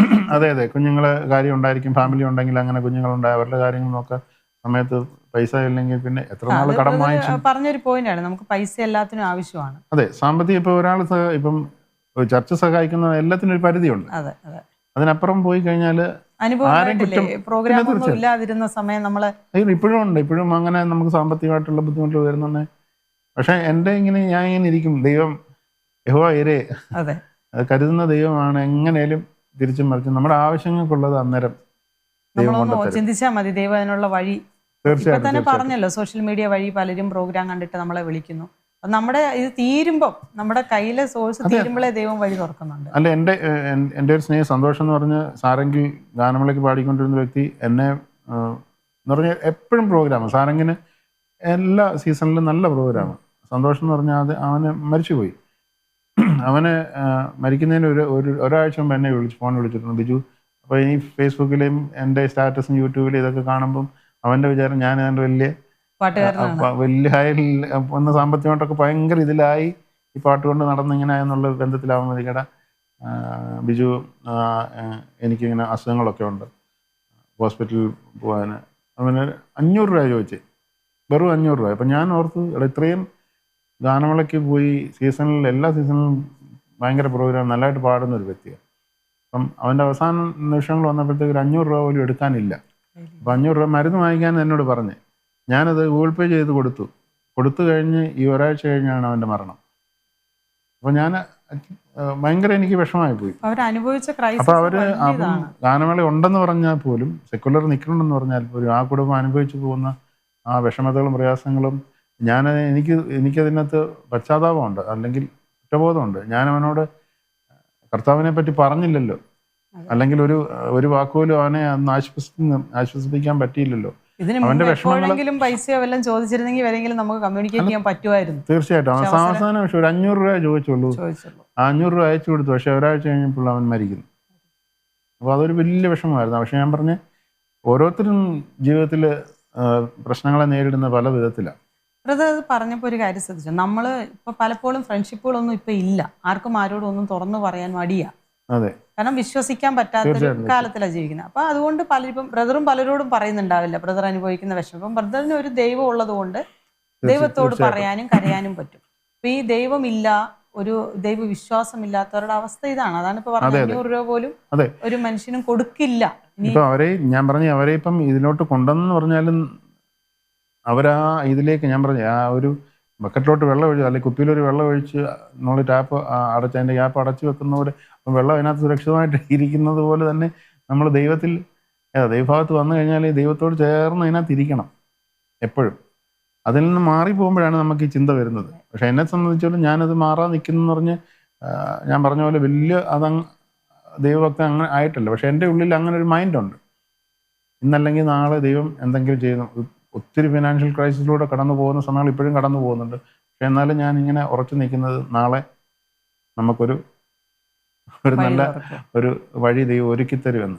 ഇത് കിട്ടണമെങ്കിൽ ഒത്തിരി നമുക്ക് ആ ഒരു അനുഭവം വേണം. ഇപ്പം പെട്ടെന്ന് ഒരാൾ വിശ്വാസത്തിലോട്ട് വന്നിട്ട് സാമ്പത്തിക ബുദ്ധിമുട്ടുള്ള ഒരാളെ വിളിച്ചിട്ട് ദൈവം തരുമെന്ന് പറഞ്ഞിരുന്ന, പക്ഷെ അവൻ ഇതിനകത്തോട്ട് ശരിക്കും പൂർണ്ണമായിട്ട് ലയിച്ചില്ലെങ്കിൽ, ദൈവമായിട്ട് അത്ര നാളെ ദൈവം എന്നെ നടത്തും എന്നുള്ള വിശ്വാസം അവൻ്റെ ഉള്ളിലില്ലെങ്കിൽ അവൻ പിന്മാറിപ്പോവും. അവനെ പറഞ്ഞിട്ട് കാര്യമില്ല, സാഹചര്യം അതാണ്. നമുക്കിതിനകത്ത് നിന്നതുകൊണ്ട് എന്ത് വന്നാലും, അത് ഞാൻ പറഞ്ഞില്ലേ, ഇപ്പോഴും അങ്ങോട്ട് തിരിച്ചു പോകാൻ സെക്കുലറിലൊക്കെ ഒത്തിരി അവസരങ്ങൾ വരുന്നുണ്ട്. എനിക്ക് ഒരു പ്രയാസമില്ല, ഒരു കടുകുമണിയോളം വിഷമമില്ലാതെ എനിക്ക് പറയാൻ പറ്റും, നോ എന്ന് പറയാൻ പറ്റും. സാമ്പത്തികം എനിക്ക് ആവശ്യമാണ്, പേരും പ്രശസ്തിയും ഉള്ളിൽ ആരും ആഗ്രഹിക്കാത്തവരല്ല. അതിലും വലിയ യേശുവാണ് എൻ്റെ കൂടെ. തീർച്ചയായിട്ടും കൂടെയുള്ള ഇതൊരു മിനിസ്ട്രി ആണല്ലോ. നമ്മൾ ഏതെങ്കിലും അവസരത്തിൽ, പ്രത്യേകിച്ച് ഇത്രയും വർഷത്തിൻ്റെ ഇടയിൽ ബ്രദറിൻ്റെ പാട്ട് കേട്ട്, അല്ലെങ്കിൽ ഏതെങ്കിലും ഒരു പ്രോഗ്രാം കഴിഞ്ഞിട്ട് ഈ പാട്ട് എനിക്ക് വിടുതലായി, ഇതെൻ്റെ ജീവിതത്തിൽ മാറ്റിമറിച്ചു എന്ന് പറഞ്ഞ ഒത്തിരി അനുഭവങ്ങൾ ഒരു അനുഭവം എടുത്ത് പറയുകയാണെങ്കിൽ, ഒരു ശാന്തിപുരം കൺവെൻഷൻ എന്ന് പറഞ്ഞൊരു കൺവെൻഷൻ മർത്തോമ സഭയിൽ, അത് ഞാൻ അന്നത്തെ സീമറീസ് അച്ഛൻ, ആ അച്ഛനും ഫാമിലിയൊക്കെ അതിനെ ഒത്തിരി മ്യൂസിക്കിൽ സപ്പോർട്ട് ചെയ്ത, അവരുടെ 7 ആൽബങ്ങളോളം ഞാനാണ് പാടിയത്, കാസറ്റ്. അപ്പോൾ അതിൻ്റെ ആദ്യത്തെ ശാന്തിനാഥം എന്ന് പറഞ്ഞൊരു കാസറ്റ് ഇറങ്ങിയ വർഷം ഞാൻ കറക്റ്റ് ഓർക്കുന്നില്ല, എന്തായാലും 95 മുമ്പാണ്. അപ്പം അതിനകത്ത് എൻ്റെ നല്ലവനേശു ആരിലും അധികം എന്നെ കരുതുന്നവെന്ന് പറഞ്ഞ പാട്ട് ഞാൻ പാടി. അത് ജോൺ സാറിൻ്റെ ഒരു പാട്ട്. ജോൺ സാർ മരിച്ചുപോയി. അപ്പോൾ ആ പാട്ട് കാസറ്റ് ഇറങ്ങി കഴിഞ്ഞിട്ട് ശാന്തിപുരത്ത് ജനുവരി 1 മുതൽ 7 വരെ അവിടുത്തെ കൺവെൻഷൻ എല്ലാ വർഷവും. അതിനുശേഷം ആ കാസറ്റ് ഇറങ്ങിയതിന് പിറ്റേ വർഷം അച്ഛനെ സ്റ്റേജിൽ നിന്നിങ്ങനെ പറഞ്ഞു. അപ്പോൾ എന്നോട് ആദ്യമൊന്നും പറഞ്ഞില്ല, അച്ഛൻ അവിടെ ഒന്ന് അനൗൺസ് ചെയ്തു, നമ്മുടെ കാസറ്റിലെ എൻ്റെ നല്ലവനേശു എന്നുള്ള പാട്ട് കേട്ടിട്ട് കോഴിക്കോടുള്ളൊരു പേര് ഞാൻ മറന്നു, ഒരു വ്യക്തിയുടെ ലെറ്റർ വന്നു അച്ഛൻ്റെ അഡ്രസ്സ്. അന്ന് അച്ഛൻ്റെ അഡ്രസ്സ് ആ കാസറ്റെ കൊടുത്തിരിക്കുന്നു. അപ്പം ആ ലെറ്റർ വന്നു. ആ അച്ഛൻ ലെറ്റർ അവിടെ വായിച്ചു സ്റ്റേജിൽ. എന്ന് പറഞ്ഞാൽ ആത്മഹത്യ ചെയ്യാൻ പോകും, എല്ലാം കടഭാരത്തോടെ ആത്മഹത്യ ചെയ്യാൻ തീരുമാനിച്ചിരിക്കുമ്പോഴാണ് ഈ പുള്ളിക്ക് എങ്ങനെയോ ആരാണ്ട് ഈ കാസറ്റ് എവിടെയോ കിട്ടി, കോഴിക്കോടാണെന്ന് ഓർക്കണം. അപ്പോൾ ഈ ടേപ്പ് റെക്കോർഡിനകത്ത് ഈ കാസറ്റ് ഇട്ടിട്ട് കേട്ട ആദ്യത്തെ പാട്ട് എൻ്റെ നല്ലവനേശുവാണ്. അപ്പോൾ ഈ പാട്ട് കേട്ടുകൊണ്ടിരിക്കുമ്പോഴാണ് പുള്ളിയുടെ മനസ്സിൽ ഒരു ചിന്ത വരുന്നത്, എൻ്റെ യേശു ആരിലും അധികം എന്നെ കരുതുന്നവൻ. അതാണ് അതിൻ്റെ തുടക്കം. ഞാൻ എന്തിന് ഭയപ്പെടണം, അവൻ എൻ്റെ ഇടയനല്ലോ. ഇതാണ് അതിൻ്റെ വരികൾ. പക്ഷെ ആ പാട്ട് കേട്ടാണ് ആ വ്യക്തിയിൽ രൂപാന്തരമുണ്ട്. ആ എഴുത്തച്ഛൻ അവിടെ സ്റ്റേജിൽ വായിച്ചു. ഇങ്ങനെ ബിജു പാടിയ എൻ്റെ നല്ലവനേശു എന്നുള്ള പാട്ട് കേട്ടിട്ട് ആത്മഹത്യയിൽ നിന്നും ആ തീരുമാനം മാറ്റി ജീവിതത്തിലേക്ക് കടന്നു വന്നു. അതുകൊണ്ട് സന്തോഷത്തോടെ ആ എഴുത്തെഴുതിയ എല്ലാവർക്കും നന്ദി പറഞ്ഞ്, അച്ഛനും നന്ദി പറഞ്ഞ്, പാടിയാൾക്ക് നന്ദി പറഞ്ഞ്, എല്ലാവർക്കും നന്ദി. അത് എൻ്റെ ജീവിതത്തിൽ അന്ന് ഞാൻ ഇത് മർത്തമായി നിൽക്കുന്ന സമയത്ത്, പക്ഷേ അന്നത് വലിയ ഒരു ഭയങ്കര ഇതാന്ന് പറഞ്ഞാൽ ഒരു ജീവൻ, ഒരു ആത്മാവിനെ ആ നിസ്സാരമായ ഒരു ആ വരികളിലൂടെ, നിസ്സാരമല്ല ഞാൻ പറഞ്ഞ എൻ്റെ യേശുവിനെ കുറിച്ചുള്ള പാട്ടാണ്, എന്നാലും ആ 4 വരി കേട്ടപ്പോഴേ ആ വ്യക്തിയിൽ ഒരു രൂപാന്തരം വരാൻ കഴിഞ്ഞെങ്കിൽ സംഗീതത്തിനും പാട്ടിനും അല്ലെങ്കിൽ എത്രമാത്രം ജനങ്ങളെ സ്വാധീനിക്കുവാൻ പറ്റും.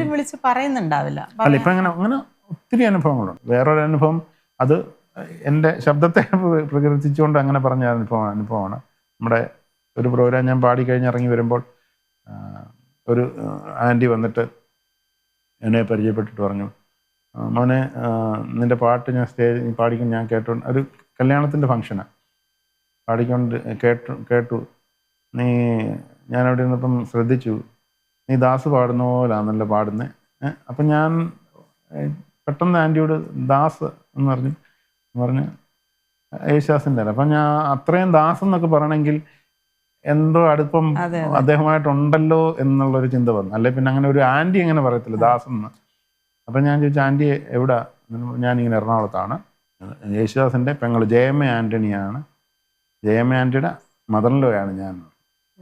യേശുദാസിൻ്റെ പെങ്ങളുടെ ഹസ്ബൻഡിൻ്റെ അമ്മയാണ്. അപ്പം അതാ ഞാൻ ആദ്യം പറഞ്ഞു, ദാസിൻ്റെ കൂട്ടിൽ ഞാൻ കാനായിലെ കല്യാണം എന്നുള്ള പാട്ടാണ് പാടി. അന്ന് ഭയങ്കര പുള്ളിക്കാരത്തി പറഞ്ഞു, എനിക്ക് ഭയങ്കര ഇഷ്ടപ്പെട്ടു, എനിക്ക് ഭയങ്കര കറക്റ്റ് ആ ഫീല് പോലെ തോന്നി അന്നിട്ട് നീ പാടിയപ്പോഴും. അപ്പോൾ പിന്നെ ഞാൻ ആൻറ്റിയുടെ പുറകെ നടക്കുക, ആൻറ്റി എനിക്ക് എങ്ങനെയും ദാസേട്ടനെ ഒന്ന് കാണണം, പരിചയപ്പെടണം. അതിനു മുമ്പ് കണ്ടിട്ടുണ്ടെങ്കിലും, റെക്കോർഡിങ്ങിന് കണ്ടിട്ടുണ്ട്, സാന്റാ സിസിലിയെ വെച്ച് ജെർസൺ ആൻ്റണിയുടെ വർക്കിനൊക്കെ കണ്ടിട്ടുണ്ടെങ്കിലും പേഴ്സണലി ഒരു അടുപ്പമൊന്നും അതില്ല. ജസ്റ്റ് ഞാൻ പോയി തൊഴുത് ഇങ്ങനെ നിന്ന് നമസ്കാരം പറഞ്ഞ് ഇങ്ങനെ മാറിപ്പോയല്ല, പേര് പരിചയപ്പെടുമൊന്നും. അപ്പോൾ ആൻറ്റിയുടെ ഞാൻ അന്ന് പുറകെ നടന്നു ഒത്തിരി. എന്നിട്ട് ആൻറ്റി നമ്പർ തന്നു.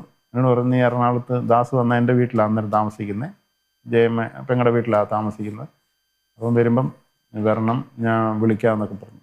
അപ്പോൾ ഒരു പ്രാവശ്യം വിളിച്ചപ്പം പറഞ്ഞു അടുത്ത ആഴ്ച ദാസ് വരുന്നുണ്ട്, അപ്പം ആ സമയത്തൊന്ന് വിളിക്കാൻ പറഞ്ഞു. അങ്ങനെ ഞാൻ എറണാകുളത്ത് പോകുന്നു, ആൻറ്റിയുടെ വീട്ടിൽ പോയി ദാസേട്ടനെ കാണും. അതൊക്കെ വലിയൊരു അനുഭവമായിരുന്നു. അന്ന് ജസ്റ്റ് പരിചയപ്പെട്ടു. പുള്ളി തിരക്കായിരുന്നു. അത് 95 കഴിഞ്ഞ 98 ആ സമയത്താണ്. സെക്കുലറിൽ തന്നെ അർത്ഥമേല. ദാസേട്ടനായിട്ടൊരു വലിയൊരു അനുഭവമായിരുന്നു. അല്ല, അത് അന്ന് അത് വലിയൊരു അനുഭവമായിരുന്നു. അത് ഞാൻ പറഞ്ഞില്ല, അതിങ്ങനെ പാട്ട് കേട്ട് ജസ്റ്റ് ആ ഒരു മുഖാന്തരം ഉണ്ടായി തന്നു. ആൻറ്റിയെ വിളിച്ചു, അങ്ങനെ പോയി. ആൻറ്റി അത് പറയാൻ നേരിട്ട് വന്ന് എന്നോട് പറഞ്ഞു തന്നെ എൻ്റെ ഒരു വലിയൊരു സന്തോഷമായിരുന്നു. അവസരങ്ങൾ ഒരുപാട് ഉണ്ടായിരുന്നല്ലേ നമ്മുടെ സാറുമായിട്ടും. ഇത് മാർക്കോസ് ചേട്ടനൊക്കെ എത്ര വർഷം മുമ്പാ? മാർക്കോസ് ചേട്ടന് 90 തൊട്ട് പരിചയമുണ്ട്. ഒരുമിച്ച് പാടിയിട്ടുണ്ട്. ഒരുമിച്ച് സ്റ്റേജിൽ ഒരു 2 പ്രോഗ്രാം, ക്രിസ്ത്യൻ ഡിവോഷണൽ പ്രോഗ്രാം പാടിയിട്ടുണ്ട്. അല്ലാതെ കാസറ്റുകളിലൊക്കെ ഒരുമിച്ച് ഒത്തിരി പേർക്ക്. ഈ ഫോട്ടോ 95-ലെയാണ് എൻ്റെ ആ ആൽബം, സാന്ത്വനം ആൽബത്തിന്റെ റെക്കോർഡിംഗ് തൃശ്ശൂർ ചേതന സ്റ്റുഡിയോയിൽ. മാർക്കോസ് ചേട്ടനൊക്കെ ഒത്തിരി ഇപ്പോഴും മാർക്കോസ് ചേട്ടനാണ് തീർച്ചയായിട്ടും. മാർക്കോസ് ചേട്ടന് ഒക്കെ ഞങ്ങളുടെ കുമ്പനാട്ടെ വീട്ടിലൊക്കെ 4-5 പ്രാവശ്യം വന്നിട്ടുണ്ട്. പ്രോഗ്രാമിന് വിളിക്കാറുണ്ട്. അങ്ങനെ ഇപ്പം ഞാൻ വിളിക്കാറില്ല, അതുകൊണ്ട് പരിഭവമുണ്ട് പുള്ളിക്ക്. അങ്ങോട്ടും ഇങ്ങോട്ടും പരിഭവം എന്ന് പറഞ്ഞാൽ ഇപ്പം കിട്ടുന്ന വർക്കെല്ലാം ഞാൻ തന്നെ പാടാൻ വിളിക്കുന്ന. അങ്ങനെ ഇപ്പം പുറത്തുനിന്നൊരു അവിടെ കൊണ്ട് പാടിക്കാനോ അങ്ങനെയുള്ളൊരു വർക്കുകളൊന്നും വരുന്നില്ല. അങ്ങനെ വരുന്ന വർക്കുകളുണ്ടെങ്കിൽ അതെ, ബഡ്ജറ്റ് കുറച്ച്.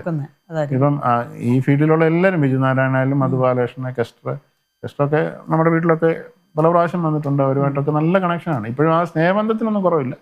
പക്ഷെ എല്ലാവരും ഇവരുമായിട്ടൊക്കെ പരിചയപ്പെടുന്നത് തന്നെ വലിയൊരു, എല്ലാവരും സ്വന്തം കാര്യം നോക്കുന്ന ഒരു അവസ്ഥയിലേക്ക് മാറിയിട്ടുണ്ടല്ലേ? അതെ, തീർച്ചയായിട്ടും. അവനവന്റെ പ്രോഗ്രാം, അവനവനൊരു പ്ലാറ്റ്ഫോം വേണം, അവനവനൊരു ഫാമിലി, ഒരു വിഷയമാണല്ലോ എല്ലായിടത്തും. അപ്പം മറ്റുള്ളവരെയും കൂടെ വിളിച്ച് ഒരു പ്രോഗ്രാം നടത്താൻ പറ്റാത്തൊരു സാഹചര്യം ഇപ്പൊ ഇൻഡസ്ട്രിക്ക് ഉണ്ട്. തീർച്ചയായിട്ടും വലിയ ശ്രദ്ധിച്ചാൽ അറിയാം, പലരും വലിയ ഗ്രൂപ്പായിട്ട് തുടങ്ങിയിട്ട് ഗ്രൂപ്പൊക്കെ പലരും പിരിച്ചു വിട്ടു. ഗ്രൂപ്പായിട്ട് ഇവൻ ചർച്ചിന് പോലും അവർ അഫോർഡ് ചെയ്യാൻ പറ്റുന്നില്ല. അതുപോലെ തന്നെ ജെർസൺ ആന്റണി എന്ന് പറഞ്ഞ് ഞാൻ നേരത്തെ പറഞ്ഞല്ലോ, മ്യൂസിക് ഡയറക്ടർ.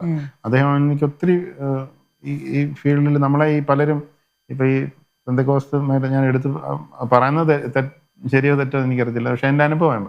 അങ്ങനെയുള്ളവരൊക്കെ പല നമ്മൾക്ക് വേണ്ട, ബിജു വേണ്ട, ആ പാട്ടിൽ വേറൊരു വോയിസ് മതി എന്ന് പറഞ്ഞ പല കാര്യം ഞാൻ പിന്നീട് എൻ്റെ ചെവിയിൽ എത്തിയെങ്കിലും ഈ ജെർസൺ ചേട്ടനാണ് എന്നെ പുള്ളിക്ക് വരുന്ന അവസരങ്ങളിലൊക്കെ എന്നെ വിളിച്ച് പാടിപ്പിക്കാൻ. അത് നല്ല വലിയ ഈസ്റ്റ് കോസ്റ്റ് വിജയൻ്റെ ആ കമ്പനിയുടെ കാസറ്റുകളിലും അങ്ങനെയൊക്കെയുള്ള നല്ല പോപ്പുലറായിട്ടുള്ള കമ്പനിയുടെ ഒക്കെ വർക്കിലൊക്കെ പുള്ളി എന്നെ വിളിച്ച് പാടിപ്പിച്ചിട്ടുണ്ട്. അതൊന്നും ജസ്റ്റ് ഒരു സ്നേഹബന്ധമാണ്. ഞാൻ ഈ പറഞ്ഞ പോലെ എപ്പോഴും പുള്ളിയുടെ വർക്ക് കാണാൻ പോവുകയും ഒരു മൂത്ത സഹോദരൻ എന്ന രീതിയിലുള്ള സ്നേഹമാണ്. ജസൻ ചേട്ടൻ പോലും ഇപ്പം എന്നോട് പറയും, തനിക്ക് ഇപ്പം സ്വന്തം വർക്കുകളേ ഉള്ളൂ, നമ്മളൊന്നും വിളിക്കുന്നില്ല. അവരൊക്കെ ഇപ്പം ഫിലിമിൽ നിന്നൊക്കെ വിട്ട് മ്യൂസിക് ക്ലാസ്സുമായിട്ടൊക്കെ ഇരിക്കുക, വർക്കുകളൊക്കെ കുറവാണ്. അപ്പം നമുക്ക് ജെർസൺ ചേട്ടനെയും ഒരു ലൈവ് ഓർക്കസ്ട്ര വെച്ച് ചെയ്യിക്കണമെങ്കിൽ നല്ലൊരു ബഡ്ജറ്റ് വേണം. അപ്പോൾ അതുപോലുള്ളൊരു പ്രൊഡ്യൂസർ, പൈസ മുടക്കാൻ ഒരാൾ വന്നെങ്കിൽ നമുക്ക് അവരെ ഉൾപ്പെടുത്തി ചെയ്യാൻ പറ്റില്ല. ആഗ്രഹം ഇല്ലാഞ്ഞിട്ടല്ല, അവരൊക്കെ നല്ല ലെജൻഡ് ആൾക്കാരാണ്. നേരത്തെ ഒരു കാര്യം അതിൻ്റെ ഇടയിൽ പറഞ്ഞായിരുന്നു, വന്തിക്കോസിൽ പലപ്പോഴും പറഞ്ഞിട്ടുണ്ട് ബിജുവിനെ വിളിക്കണ്ട, ബിജു വേണ്ട. അതെന്തുകൊണ്ടാ? ബഡ്ജറ്റ് ആണോ അല്ലെങ്കിൽ ഗ്രൂപ്പായിട്ടായിരുന്നോ പോയിക്കൊണ്ടിരുന്നത്? എന്താണെന്ന് എനിക്കറിയത്തില്ല. ചിലപ്പോൾ ഇങ്ങനെ ഞാൻ നമുക്ക് തന്നെ ശത്രുക്കള് നമ്മുടെ ഈ ഗ്രൂപ്പിൽ ഇല്ലാത്തതുകൊണ്ടോ ഞാൻ, അല്ലെങ്കിൽ ചിലപ്പം അവരുടെ ഗ്രൂപ്പുകളിലൊന്നും അങ്ങനെ കമ്പനി എനിക്കില്ല അതിനകത്ത്. ശരിക്കും പറഞ്ഞു അതായിരിക്കും മെയിനായിട്ടും കാര്യം, അതാണെന്നാണ് വിശ്വസിക്കുന്നത്. ഒത്തിരി ഉണ്ട്. അത് അനുഭവം പറയുമ്പോഴും ഇപ്പം പേഴ്സണലി അത് പറഞ്ഞു കഴിഞ്ഞാൽ പലർക്കും അതൊരു കേൾക്കുന്നവർക്ക് ചിലപ്പോൾ ഒരു വിഷമമായിരിക്കും. അതുകൊണ്ട് ഞാനത് പറയുന്നില്ല. അപ്പോൾ അങ്ങനെ അനുഭവങ്ങൾ ഉണ്ട്. ഞാൻ നേരത്തെ പറഞ്ഞ അങ്ങനത്തെ ഇതല്ല, കാസറ്റുകളിൽ അങ്ങനെ വർക്കുകൾ പാടിക്കാതിരിക്കാൻ ഉള്ള അവസരങ്ങൾ വന്നപ്പോഴും പല നമ്മുടെ കൂടെ നിൽക്കുന്ന ആൾക്കാർ. പക്ഷെ ഒരു കാര്യം പറഞ്ഞാൽ ഇപ്പോഴും ഇൻഡസ്ട്രിയിൽ ഉണ്ട്, ഇപ്പോഴും ബിജു ബ്രദറിന്റെ പ്രോഗ്രാം ഉണ്ട്, അത്യാവശ്യം വലിയ പ്രോഗ്രാം. നമുക്ക് ഞാനിവിടെ തന്നെ ജീവിച്ചിരിപ്പുണ്ട്, പാട്ടുണ്ടെന്നുള്ള ഒരു അറിയിക്കാനായിട്ട് നമ്മളിപ്പോൾ ഈ പോസ്റ്റ് ചെയ്യുന്നതും എല്ലാം. അങ്ങനെ ചെയ്യുമ്പം പലർക്കും നമ്മുടെ ഫാമിലിയിലാന്നേലും പലർക്കും ഇഷ്ടമല്ല. ഇത് എപ്പോഴും ഫോട്ടോസ് ഇടുന്നു, പാടുന്ന ഫോട്ടോ ഇടുന്നു, മറ്റേ ഇടുന്നു, എല്ലാം അന്നേരം കഴിഞ്ഞ് ഓരോ വർക്ക് കഴിയുമ്പോൾ അന്നേരം എടുത്തിരുന്നു. ഞാൻ പറഞ്ഞു, നമ്മളിങ്ങനെ ഓരോ പ്രോഗ്രാമിൻ്റെ ഫോട്ടോസും ഒക്കെ ഇടുമ്പോഴായിരിക്കും ഒരാൾ കാണുന്നത്, അപ്പം ബിജു ഇവിടെ ഉണ്ട് അല്ലെ പാടുന്നുണ്ട്, അപ്പം നമ്മളെ വിളിക്കും, കോണ്ടാക്ട് ചെയ്യും, ഒരു അവസരം. അങ്ങനെയൊക്കെ നമുക്ക് പലതും കിട്ടുന്നത്. ഇത് കിട്ടണമെന്ന് വിചാരിച്ചിടുന്നതല്ല, നമ്മളങ്ങ് ഇടുന്നതാണ്. നമ്മൾ സ്വയം പ്രൊമോട്ട് ചെയ്തേ ഒക്കത്തുള്ളൂ. വേറൊരു പ്ലാറ്റ്ഫോം ഇല്ലല്ലോ. അല്ല, അങ്ങനത്തെ ഒരു കാലഘട്ടം കഴിഞ്ഞു. ഇനിയിപ്പം നമ്മുടെ പാട്ടൊക്കെ എടുത്ത് ഓരോരുത്തർ അങ്ങനെ ചെയ്ത് അതിനെ ആ കാലഘട്ടമൊക്കെ കഴിഞ്ഞു. നമ്മളിങ്ങനെ നമുക്ക് സ്വന്തം പേര്, നമുക്ക് അക്കൗണ്ടുണ്ട്, ഫേസ്ബുക്ക്, വാട്സപ്പ്, ഇതൊക്കെ നമ്മുടെ പേരിലുണ്ടെങ്കിൽ നമ്മൾ തന്നെ എടുത്തിടുക, ചെയ്യുക. അതിനകത്ത് പല അഭിപ്രായങ്ങൾ കാണുമായിരിക്കും. നേരത്തെ പറഞ്ഞായിരുന്നല്ലോ അപ്പച്ചനും അമ്മച്ചിയും എല്ലാം പിന്നീട് വിശ്വാസത്തിലേക്ക് വന്നു. അതെ, ഇപ്പം അവര് നമ്മുടെ കൂടെ ജീവിച്ചിരിപ്പുണ്ട്. ഇപ്പൊ അവരെ എല്ലാം ഫാദറും മദറും ഒക്കെ ഉണ്ട്. ഫാദറും മദറും ഉണ്ട്. എനിക്കൊരു സിസ്റ്ററാണ്. അവരെപ്പോഴെങ്കിലും പറഞ്ഞിട്ടുണ്ടോ ബിജു നീ പഴയതിൽ നിന്ന് ഇങ്ങോട്ട് വന്നത് കുറച്ചുകൂടെ? ഇല്ല, അങ്ങനത്തെ പ്രശ്നങ്ങളൊന്നും, വിമർശനം വന്നിട്ടില്ല. അങ്ങനൊന്നും വിമർശനങ്ങളൊന്നും. ഒത്തിരി വീട്ടിൽ നിന്ന് എനിക്കൊന്നും അങ്ങനെ വലിയ സപ്പോർട്ട് പാടാനുള്ള അങ്ങനൊന്നും കിട്ടിയിട്ടില്ല. ഫാദറൊക്കെ പാടുമെന്ന് പറഞ്ഞാലും അവർക്ക് ഈ പ്രൊഫഷണലി ഇങ്ങനെ ഇറങ്ങിപ്പോയി കഴിഞ്ഞാൽ എങ്ങനെ ജീവിക്കും എന്നുള്ളത് അതിപ്പോഴും ഒരു ഇതാണ്. ഒരു കാലഘട്ടം എന്ന് പറയുമ്പോൾ നമുക്ക് വലിയ സാധ്യതകളും ടെക്നോളജികളും ഒന്നും ഇല്ലാതിരുന്ന ഒരു കാലഘട്ടത്തിൽ ആദ്യമായിട്ടൊരു ആൽബം റിലീസ് ചെയ്തു. ഓർമ്മയുണ്ടോ ഈ പിക്ചറും കാര്യങ്ങളും ഒക്കെ? പിന്നെ തീർച്ചയായിട്ടും ഇതൊന്നും. ഇത് ആദ്യം നിൽക്കുന്നതാണ് ജെർസൺ ആന്റണി, മ്യൂസിക് ഡയറക്ടർ. ഇന്നും കൂടെ ഉണ്ട്.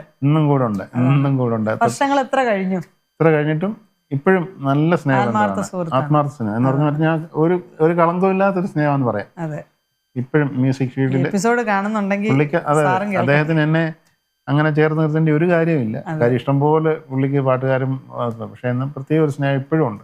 ദൈവത്തിന്റെ ഒരു വലിയ കൃപയാണ്. ഫാമിലിയായിട്ട് ചേച്ചിയും പിള്ളേരാണെന്നും എല്ലാവരും ഭയങ്കര സ്നേഹമാണ്.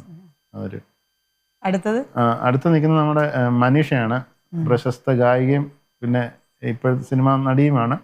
സീരിയലിലെ തട്ടിയും മുട്ടിയും എന്നുള്ളൊക്കെ സീരിയലിലൊക്കെ ഉണ്ടല്ലേ. മനീഷയുടെ ആദ്യത്തെ വർക്കുകളിൽ ഒന്നാണ്. മനീഷ പാടി തുടങ്ങിയ സമയമാണ്. മനീഷ തൃശ്ശൂരായിരുന്നു, തൃശ്ശൂർ ചേതന സ്റ്റുഡിയോ അത്. അപ്പം മനീഷയും അതിനകത്ത് വളരെ നല്ലൊരു ഗാനം അന്ന് പാടിയിട്ടുണ്ട്. ആദ്യമായിട്ട് മനീഷ എന്നാണ് പരിചയപ്പെടുന്നത്. മനീഷ ഈ പറഞ്ഞ പോലെ തന്നെ ഇന്നും ആ ഒരു സ്നേഹബന്ധമുണ്ട്. എപ്പോഴും മെസ്സേജൊക്കെ ചെയ്യും ഇടയ്ക്ക് സമയം കിട്ടുമ്പോഴൊക്കെ. അതിൻ്റെ ഇപ്പുറത്ത് നിൽക്കുന്ന എൻ്റെ ഫ്രണ്ട് ജോൺസനും അതിനകത്തൊരു പാട്ട് പാടിയിട്ടുണ്ട് ആ വർക്കിന്. ജോൺസണും ഞങ്ങൾ ഒന്നിച്ചാണ് അതിൻ്റെ വർക്കിൻ്റെ കോർഡിനേഷൻ ഉള്ളത്. പിന്നെ പുള്ളി മർത്തോമയാണ്, ഇപ്പം അമേരിക്കയിലാണ്. പാട്ടുമൊക്കെ കൊയറൊക്കെ അവരുടെ ഇതുണ്ട്. പിന്നെ ഇങ്ങനെ അറ്റത്ത് നിൽക്കുന്നത് മനോജ് മാരാമണ്ണാണ്, ഗിറ്റാറിസ്റ്റാണ്. മനോജായിരുന്നു അന്നത്തെ വർക്കിൻ്റെ ഈ കോഡ്സൊക്കെ കുറച്ച് പാട്ടുകളുടെയൊക്കെ എഴുതി പ്രോഗ്രാം ചെയ്തതും. അങ്ങനെയുള്ളൊരു ടീം വർക്കായിരുന്നു. ഇത് നമ്മുടെ BC ആണ്. അതെ, തീർച്ചയായിട്ടും. അതിനുശേഷം നിങ്ങൾ ഒരുമിച്ച് പിന്നീട് ഒന്നും അത് ഞങ്ങൾ വർക്കുകൾ ചെയ്തിട്ടുണ്ട്. ഇപ്പൊ ജെർസൺ ചേട്ടനുമായിട്ട് ചെയ്തിട്ടുണ്ട്, മനോജുമായിട്ടും ചെയ്തിട്ടുണ്ട്. അത് പിന്നീട് ചെയ്തിട്ടുണ്ട്. പിന്നീട് ജെർസൺ ചേട്ടനുമായിട്ട് ഒത്തിരി വർക്കുകൾ ചെയ്തിട്ടുണ്ട്. മോഹൻ സിത്താര സാറുമായിട്ട് മോഹൻ സിത്താരയുടെ പാട്ടുകൾ, 2 പാട്ടുകൾ, അത് ക്രിസ്ത്യൻ ഡിവോഷനാണ്. അത് 96-ലാണ്. അത് അതിന് ഈ അവസരം ഉണ്ടാക്കി എന്നെ ആദ്യം സ്റ്റുഡിയോയിൽ പാടിപ്പിച്ച സാജു സന്തോഷ് എന്ന് പറഞ്ഞ വ്യക്തിയാണ്. ഇത് ട്രിവാൻഡ്രത്ത് ആരഭി സ്റ്റുഡിയോ. അവിടെ നമ്മുടെ മ്യൂസിക് ഡയറക്ടർ MK അർജുനൻ മാസ്റ്ററുടെ മോനാണ് അനി അർജുൻ, അവിടുന്ന് സൗണ്ട് എഞ്ചിനീയർ. അന്ന് ആരഭി സ്റ്റുഡിയോയിൽ പാട്ടുകൾ പഠിപ്പിച്ചു തരുന്ന ഒരു ഫോട്ടോയാണ്. ഇതൊക്കെ അന്നത്തെ ഒരു വലിയ അനുഭവങ്ങളാണ്. പ്രത്യേകിച്ച് അന്ന് മോഹൻചേട്ടനൊക്കെ നല്ല തിളങ്ങി നിൽക്കുന്ന സമയമാണ്, തുടക്ക സമയങ്ങളാണ്. സാറിന് എൻ്റെ പാട്ട് ഞാൻ പാടി പാട്ട് കേൾക്കണമൊക്കെ നിർബന്ധം പറഞ്ഞു. അന്ന് ആ കാസറ്റിൽ ബിജു നാരായണനും ദലീമയുമാണ് മെയിനായിട്ട് പാടുന്ന പാട്ട്. അപ്പം ഈ പാട്ട് എഴുതിയത് സന്തോഷം എന്ന് പറഞ്ഞ എൻ്റെ സ്നേഹിതനാണ് കുമ്മനാട്ട്.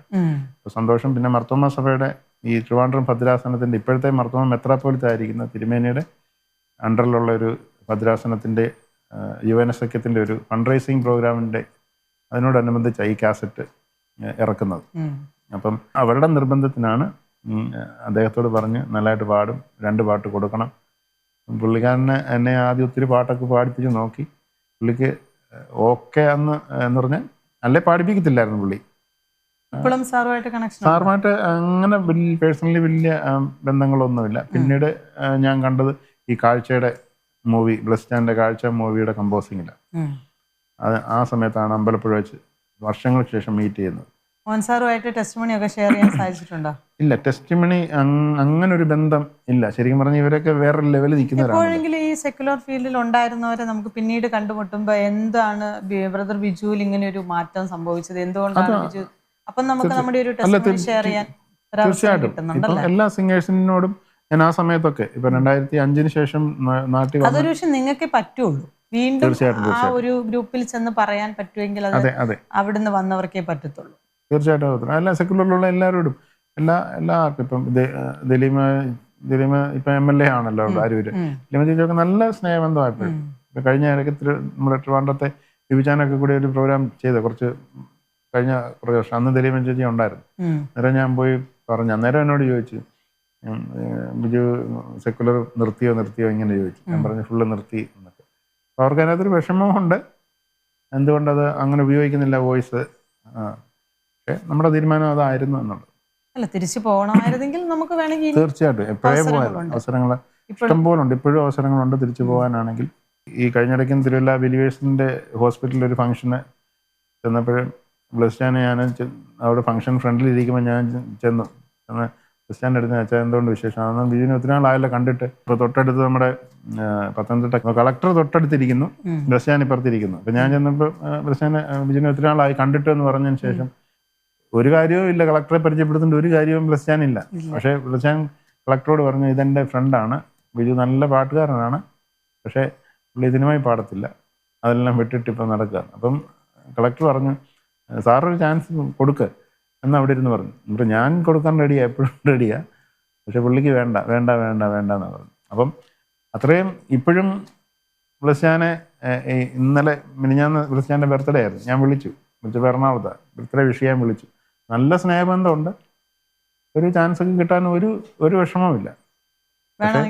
വേണമെങ്കിൽ ഇപ്പോഴും ഞാൻ പറഞ്ഞു ഇപ്പോഴും അവസരങ്ങൾ ഉണ്ടായിട്ടും അത് നിഷേധിച്ചെന്ന് അത് അഹങ്കാരം എന്നൊന്നുമല്ല, പക്ഷെ തീരുമാനം എടുത്തതിന്റെ ഉറച്ചു നിൽക്കണമെന്നുള്ളൊരു ഇതൊരു വലിയ മിനിസ്ട്രിയാണ്, നമ്മളെ കർത്താവ് ഒരു ഉത്തരവാദിത്തം ഏൽപ്പിച്ചിട്ടുണ്ട്. ഇനിയിപ്പോൾ എന്തെല്ലാം ഉയർച്ചകളിൽ ഇനി വന്നാലും താഴ്ച വന്നാലും ഈ കർത്താവിനെ വിട്ടോ അതിനെ വിട്ടോ ഒരു പരിപാടി ഇല്ല എന്നുള്ള ഉറച്ച തീരുമാനത്തിൽ. ഇനിയിപ്പോൾ ഏത് ലെവലിലും പോകാൻ ഇല്ലെങ്കിലും ഇനി അത് താണാ പോകാമെന്ന് പറഞ്ഞാൽ 85 കാലഘട്ടങ്ങളിൽ നമുക്ക് ഒരുപാട് നല്ല സുഹൃത്തുക്കളുണ്ടായിരുന്നു. പ്രത്യേകിച്ച് നമ്മളെ ഈ മ്യൂസിക് ഫീൽഡിലേക്ക് നമ്മളെ സപ്പോർട്ട് ചെയ്തവരും അതിൽ ഓർത്തെടുക്കുന്ന 2 മുഖങ്ങളാണ്. അതെ ഒരിക്കലും മറക്കാൻ പറ്റത്തില്ല. കാര്യം ആദ്യം എന്നെ നടുക്ക് നിൽക്കുന്ന ആളാണ് സന്തോഷ് വി ജോർജ്. അദ്ദേഹത്തിന്റെ രചനയിലും ഇത് സാജു അലക്സ്. സന്തോഷ് എഴുതി സാജു മ്യൂസിക് ചെയ്ത 10 പാട്ടുകളിലാണ് ആദ്യമായി ഉപാസന എന്ന് പറഞ്ഞൊരു ആൽബം 85 മർത്തമ അന്നാണ് ഞാൻ സ്റ്റുഡിയോ കാണുന്നതും മൈക്കിന്റെ റെക്കോർഡിംഗ് സ്റ്റുഡിയോയിൽ മൈക്കിന്റെ മുമ്പിൽ നിന്ന് ആദ്യം വിറയലോടുകൂടി പാടുന്നതും. ഇന്നും അവരെ ഞാൻ പറയാം എൻ്റെ ഒരു വളർച്ചയിൽ സന്തോഷിക്കുകയും ഇനിയും ഉയരങ്ങളിൽ അല്ലെങ്കിൽ ഈ സംഗീത ലോകത്ത് ക്രിസ്തീയ സംഗീത മേഖലയിലാണെങ്കിലും നല്ല രീതിയിൽ വളർന്നു വരണമെന്ന് ആത്മാർത്ഥമായിട്ട് ആഗ്രഹിക്കുകയും ഇപ്പോഴും സപ്പോർട്ട് ചെയ്യുന്നവരാണ്. തീർച്ചയായിട്ടും അത് ബിജു ബ്രദറിന്റെ ഒരു വലിയ ക്വാളിറ്റി ആയിരിക്കും. ഇങ്ങനെയുള്ള ആ ഒരു സെക്യുലർ ബന്ധങ്ങൾ നമുക്ക് സൂക്ഷിച്ചു കൊണ്ടുപോകാൻ പറ്റും. നമ്മളൊരു വലിയൊരു വിശുദ്ധനാണ്, അതുകൊണ്ട് എനിക്ക് ഇങ്ങനെയുള്ള ഫ്രണ്ട്ഷിപ്പ് ഒന്നും വേണ്ട. ഇല്ല അങ്ങനെയില്ല. ഞാനല്ല ഇവരെപ്പോഴും അങ്ങോട്ടങ്ങ് വിളിച്ചോണ്ടിരിക്കുന്നേ ഉള്ളൂ. പിന്നെ മർത്തോമേലോട്ട് അവിടോട്ട് പള്ളിയിലോട്ടങ്ങ് പോരെ തിരിച്ച് എന്നൊക്കെ ഉള്ളവർ പറയും അവരുടെ ഒരു ആഗ്രഹത്തിന്. പക്ഷെ അവരോട് ഇല്ല എന്ന് പറയാം, സ്നേഹത്തോടെ ഇല്ല എന്ന് പറയാം. പക്ഷെ ബാക്കി എല്ലാ കാര്യങ്ങളും ഞങ്ങൾക്ക് എപ്പോഴും സപ്പോർട്ടുണ്ട്. അതൊരു വലിയൊരു അനുഗ്രഹമാണ്. അത് ഞാൻ ഇന്നും ആ സ്നേഹം മെയിൻറ്റെയിൻ ചെയ്ത് പോകുന്നു. അങ്ങനെ ഒത്തിരി പേരുണ്ട്. ആ സ്നേഹബന്ധം സാക്ഷ്യമായിട്ട് നമുക്ക് മെയിൻറ്റെയിൻ ചെയ്ത് കൊണ്ടുപോകാൻ പറ്റും. തീർച്ചയായിട്ടും നമ്മൾ അത് സ്നേഹബന്ധം ഒന്നും വിടുന്നത് കർത്താവ് അങ്ങനൊന്നും പറഞ്ഞിട്ടില്ലല്ലോ. സ്നേഹം അല്ലേ, സ്നേഹിക്കാൻ എല്ലാവരും നമുക്ക് എല്ലാം നമ്മളെ ഒരു വാക്കുകൊണ്ട് പോലും നമ്മളെ സപ്പോർട്ട് ചെയ്തവരെ നമ്മൾ അതെ നമ്മൾ മറക്കാതിരിക്കുക. അവരെ ഒന്നും മറക്കരുത്. അവർക്കൊന്നും തിരിച്ചു ഉപകാരം ചെയ്തില്ലെങ്കിലും അവരെ മറക്കാതിരിക്കുക. പറ്റുമെങ്കിൽ കാണുമ്പം സ്നേഹത്തോടെ അവർ സംസാരിക്കുക, അല്ലെങ്കിൽ ഫോൺ വിളിക്കാൻ നമ്പർ ഉണ്ടെങ്കിൽ ഇടയ്ക്കിടയ്ക്ക് ഒന്ന് വിളിക്കുക. നിലനിർത്തുക ബന്ധങ്ങൾ. തീർച്ചയായിട്ടും എനിക്ക് സ്നേഹബന്ധങ്ങൾ സുഹൃത്ബന്ധങ്ങളാണ് തീർച്ചയായിട്ടും. അവരോട് ഇപ്പൊ ചോദിച്ചു കഴിഞ്ഞാൽ അതേ പറയത്തുള്ളൂ. എന്നെ പക്ഷെ നമ്മുടെ ആത്മീയഗോളത്തിൽ അത് വളരെ കുറവാണ്. തീർച്ചയായിട്ടും ബന്ധങ്ങൾക്ക് പ്രത്യേകിച്ച് നമ്മുടെ ക്രിസ്ത്യൻ ചുരുക്കം കമ്മ്യൂണിറ്റിയിലും എനിക്ക് പറയുന്നതിന് നമുക്ക് ഒരു ഇതുമില്ല. നമ്മൾ ആവശ്യങ്ങൾക്ക് മാത്രം പലപ്പോഴും വിളിക്കുന്ന പല ബന്ധങ്ങളും നിലനിൽക്കുന്ന ഒരു കാലഘട്ടമായി. അതെ അതെ. അപ്പൊ അന്നേരവും നമ്മുടെ സെക്യുലറിലായിരുന്നപ്പോൾ ഉള്ള ബന്ധങ്ങൾ നമുക്ക് സൂക്ഷിച്ചു കൊണ്ടുപോകാൻ പറ്റുന്നത് വലിയൊരു കാര്യമാണ്. വലിയൊരു ഇന്നിപ്പോൾ സംഗീത ലോകത്തല്ല ഒരു ഉപയോഗം കഴിഞ്ഞ് അല്ലെങ്കിൽ ഒരാളെ കൊണ്ടൊരു അവസരം ഉണ്ട്, ആ ആളിനെ മുതലെടുത്തു കഴിഞ്ഞാൽ പിന്നെ ആളിനെ വേണ്ട മൈൻഡ് ഇല്ലാതെ ഒരു വിടുന്ന ഒരു പ്രവണതയുണ്ട്. അതൊരിക്കലും ചെയ്യരുത്. അതെ അതെ. എത്ര എന്ന് പറഞ്ഞാലും നമുക്കൊരു അവസരങ്ങൾ എന്നെങ്കിലും നമുക്ക്, അല്ലെങ്കിൽ നമുക്ക് വേണ്ടി ഒരു വാക്ക് പ്രാർത്ഥിച്ച ഒത്തിരി പേരുണ്ട്, നമ്മൾ അറിയാത്ത ഒത്തിരി പേരുണ്ട്. നമ്മുടെ ഏറ്റവും ഞെരുക്കത്തിന്റെ അവസ്ഥകളിൽ നമ്മളെ കൂടെ നിന്നവരെയും അവരെയൊക്കെ നമ്മൾ മറക്കാതിരിക്കുക എന്നുള്ളത് വലിയൊരു കാര്യം തന്നെയാണ്. സെക്യുലറിലായിരുന്നപ്പോൾ ഉള്ള അതേപോലെ ഒരുപാട് ഫ്രണ്ട്ഷിപ്പ് ഇപ്പോഴും ഉണ്ടാവും.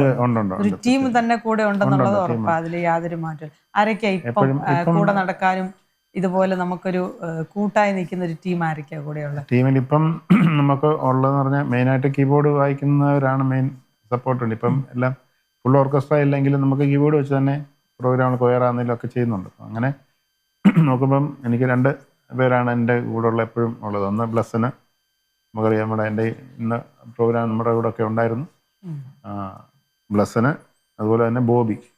അവർ 2 പേരും അടൂരുകാരാണ്. അവർ 2 പേരുമാണ് എൻ്റെ ടീമിൻ്റെ നെടുന്തൂൺ.